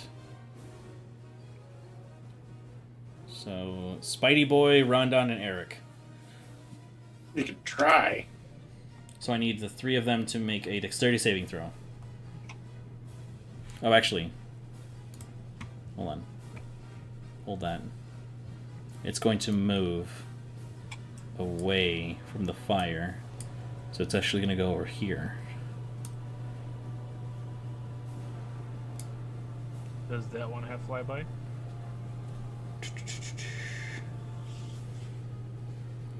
This one does not. So Rondon, Spidey Boy, and Eric get attacks of opportunity. Get him! I'm gonna ruin his life. Oh, and it takes damage. Go ahead and roll that 2d4, Eric. Okay. Sorry, that roll that just popped up on D&D Beyond is something else. Dandy Blonde. Blonde. It's D&D. Oh, look at that. 2 4s. Wow. Blonde. All right, so you can see a couple of them actually fall down and kind of singe in that place. As it moves, both of you go ahead and make your swings. Or, well, the 3 of you, Spidey Boy as well. 24 to hit 24 hits, and 12 damage. 12 points of damage, okay. Oh, then I guess plus 6 because swing without Oculus Macabre. Right? Yeah. Another 3 damage. So that makes it 15. Perfect. So whack! You take several of them with you as your giant flail just... I'm gonna swings. completely wreck you. So it's a 19 for Eric and a 14 for Spidey Boy. Spidey Boy misses, unfortunately. Okay. But I'm gonna do 3 points of piercing damage. Okay. There wouldn't be. Do you have Oh. Warcaster? No, I don't. Okay, gotcha. But it had booming blade on it, so does it take thunder damage from moving? Ah, it does! Wow, so this is just going to rack up the damage. So it's the fire Yeah. damage and then the residual booming blade damage, which I think is higher Right. than the original one. Yeah, I think it might be. So 6 fire damage, Okay. and then D8.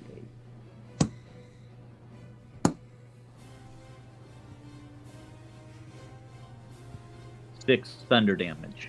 6 thunder damage. Okay. And did you give me the piercing damage already? Yeah, it was 3. Oh, gotcha. Yep. Also, I liked how you rolled the same exact rolls with your D6 and D8s. Did I? 1 and 5? Yeah. All right. It's like- And so here it's going to do. Let's see.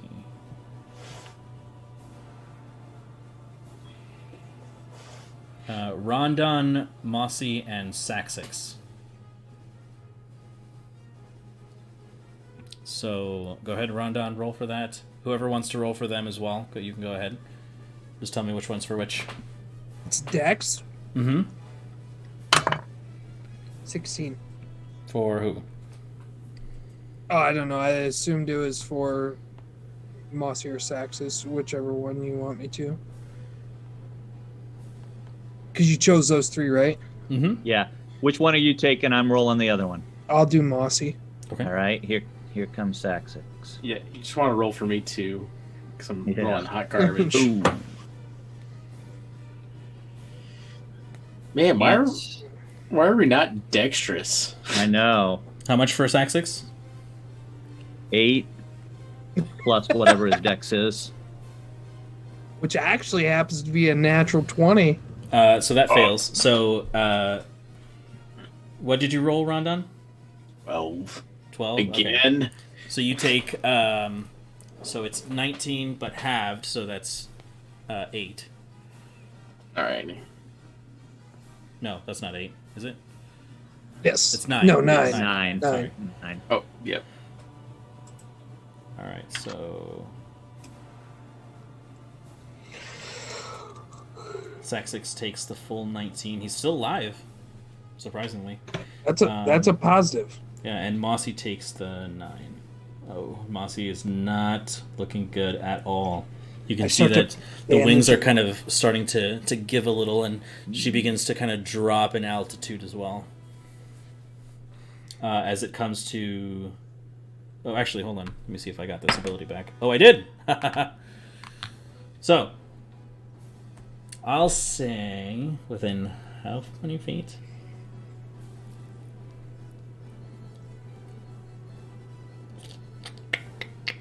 Who do I want to target? Who do I want to target? Winged Hungerer 2. Sounds good to me. Kwansei, make a strength saving throw. Oh my god. Literally the one thing I'm terrible at. Oh no. I have 5. 5. Okay, so as everyone is getting attacked by these winged hungerers, many of them begin to stick to you and begin to lift you up, and you are actually absorbed into the center of the swarm. This is a big yikes. Are there any effects? Yes, you are Oh, it's restrained, actually quite pleasant. and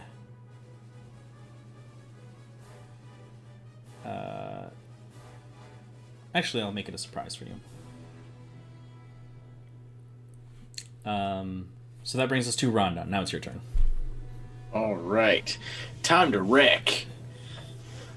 Yeah, I'm going to just swing it at hopefully not hitting Kwansei. Oh god! Sorry if it hits you, Kwansei. Natural 20. Oh my god. Natural 20. Thing. Yeah. So, but luckily the damage was low, so 6 points of damage. Plus the psychic. Plus psychic and my giant. So another 7 damage, so a total of 13. 13. Okay. Kwansei, you take 6 points of damage. And I'm just like, I'm sorry, Kwansei, I'm trying to As help. half the damage that this swarm takes seems to go to you. as Rondon swings at it.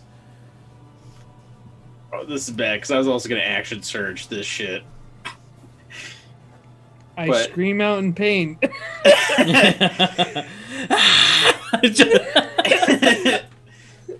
I'm going to try swinging around you. I don't think that's possible. Damn. I'm gonna Do whatever you gotta do, man. hold my second action and bonus action second wind. Okay. Bro. Okay, so We're literally worst case scenario. go ahead and heal that. You'll hold your second action, or your second attack rather. Yeah. It is now Saxix's turn.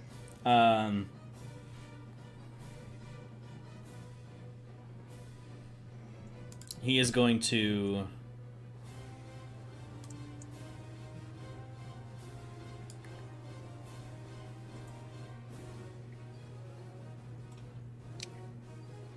Jump in and offer himself as a sacrifice. Let me roll actually for him. This is gonna be one of those combats where I die to my friends. No, he's gonna. Oh my god. Try not to, but you know. He's gonna try to move Mossy away. He's gonna ask Mossy to move. That With the makes disengage. sense. He doesn't want to lose Mossy or his life, and they're both pretty low right now. Yeah. And I rolled a 1 on a check to see if he would be brave enough to jump in for you, but he doesn't want to lose his life. So Yikes. Dane, it's your turn now. Okay, Dane is. How's this Winged Hunger 2 looking? It's looking rough. It's like barely flying. Okay. Let's see. 1, 2, 3, 4, 5. I wonder. So from here, using a lunar surge, I can hit Winged Hunger or 2, and then that northernmost horror. If I make the line from that top square of me, The northernmost horror. Can you point to it with the laser? the one nearest to everything going on.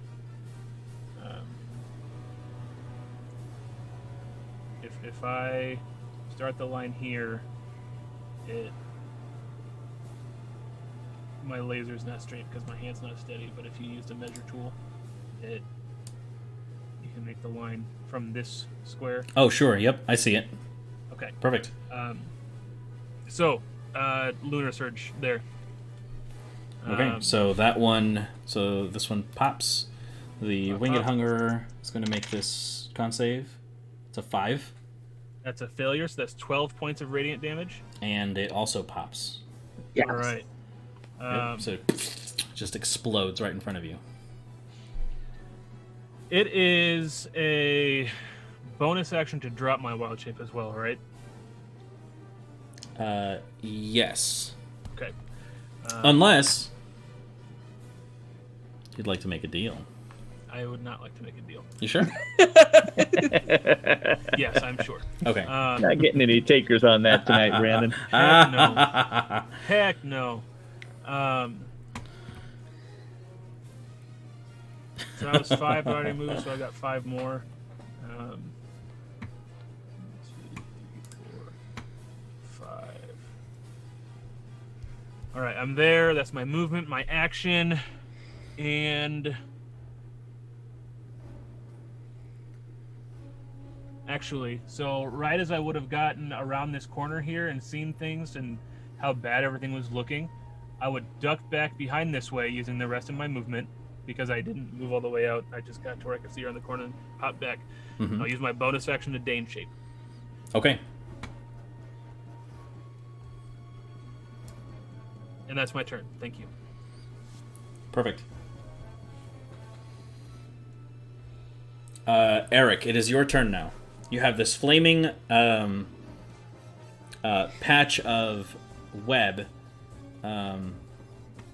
which, let me see, is the web is flammable, right? It's like, Yeah. okay, so at this point it would start to spread. Spidey boy. Yeah. Get out of there, Spidey boy.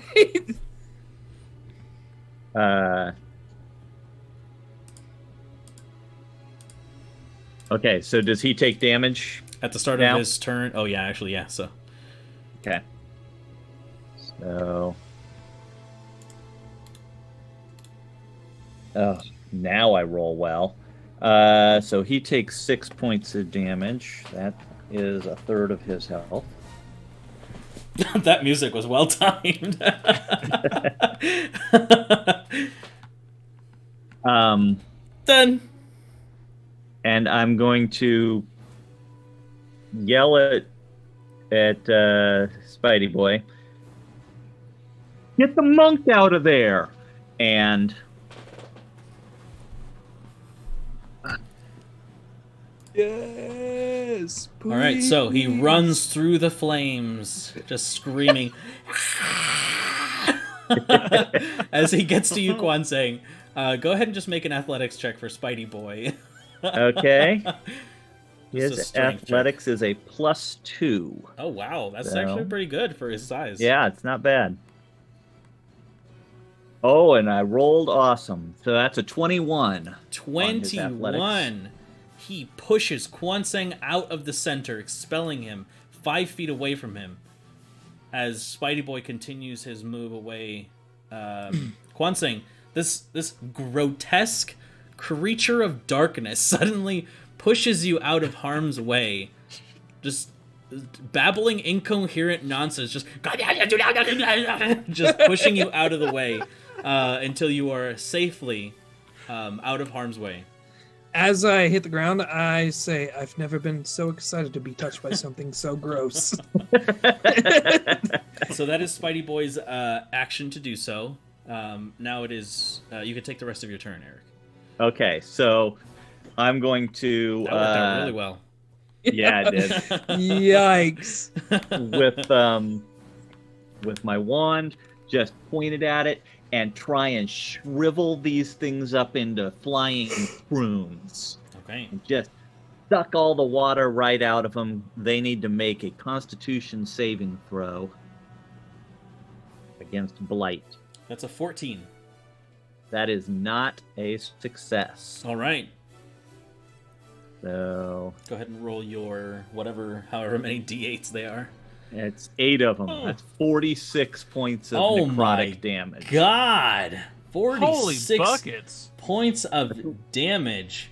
I was not going to do it if Quan Sing was still in there, but Sir, I will ask you, how do you want to do this on the Hungry Swarm? oh, God. so Dude, brave. the chitin just ran through, grabs Quan Sing and sort of does a barrel roll out of there. Sure. And as soon as he's clear, all of the swarm just sort of become flying raisins that just plop to the ground. And just, it's a mass of teeth and tentacles and prunes. Yo. All right. Yeah, and so just as we were talking about before with Raisin Bran, it rains Raisin Bran, and just all these like different shriveled, dehydrated husks just fall to the ground into nothingness, and suddenly the battlefield grows, for the most part. Bye, Mac. Bye, Mac. Oh.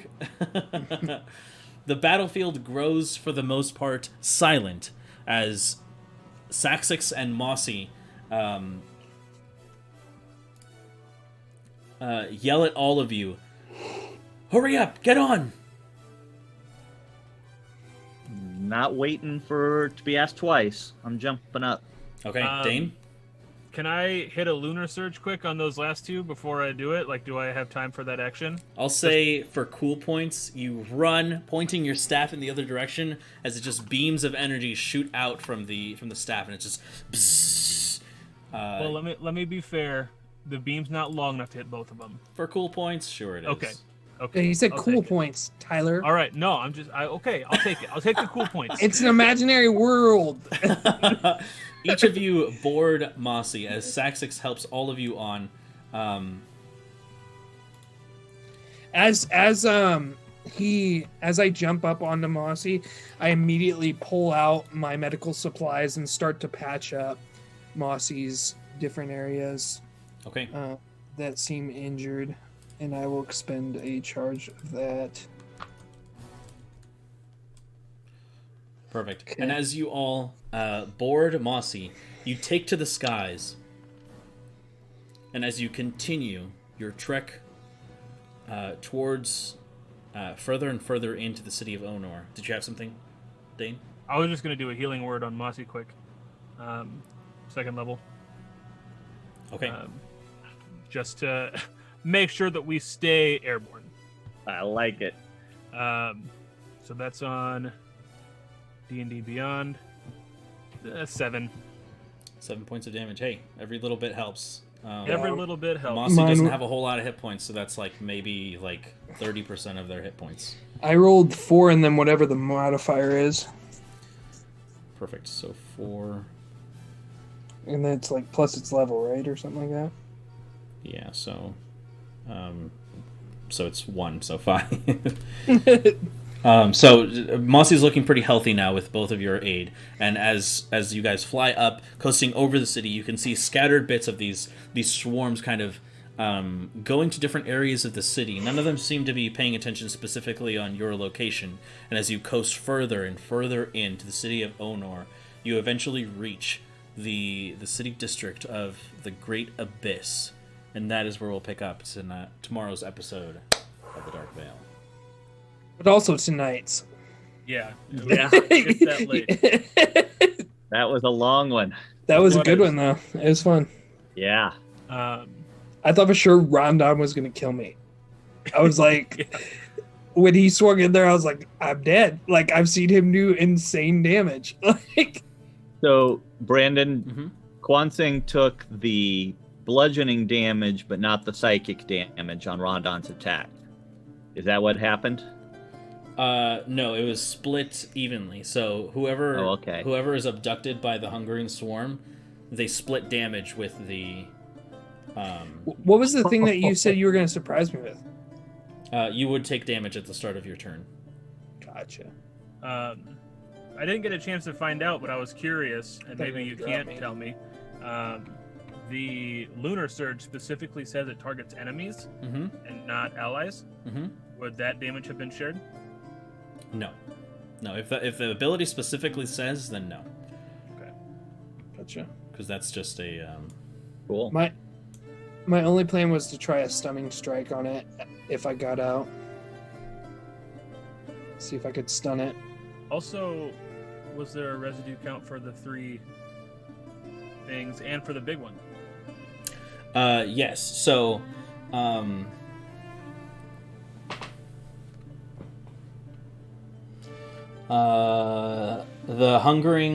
the winged hungerers, the individual ones, for the 3 of them, it was 1 residue.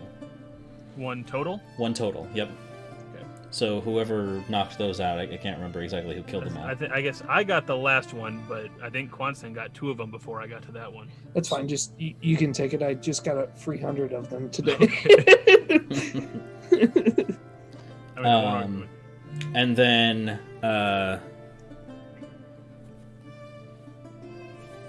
for the sake of the like the little pawns ones, like the little minion ones, I'll give you a free 2, Tyler, because that you killed like so many of them.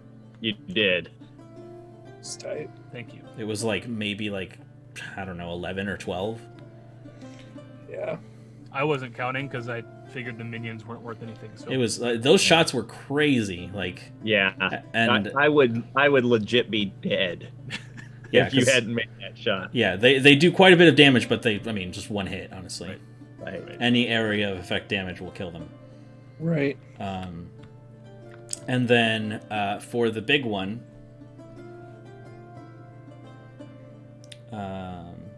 Mike, you got 9 for that one. Yeah, I'm gonna let Rondon take that. He did huge damage to that thing. True, but you also did 46 or whatever it was on one spell. That was insane. What is that spell? It's Blight. Light. It's so good. Wow. Yeah, you must have rolled really, really poorly on the last fight that we had, because you did like 25 damage the last time with that one. Yeah, well, so D&D Beyond's only showing me the first 6 of the 8d8 still, but it was a 7, a 5, an 8, a 7, and then a 2 and a 3. Oh, okay. And then 2 more dice that I don't know, but Sure. I suppose we could figure out if we did the math. Not gonna do it. You're the math guy.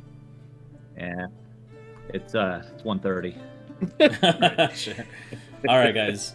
Well, Tomorrow we should have 2 of our players back. yes. Yes. Should be a full house, internet problems notwithstanding. Yeah, poor Mac.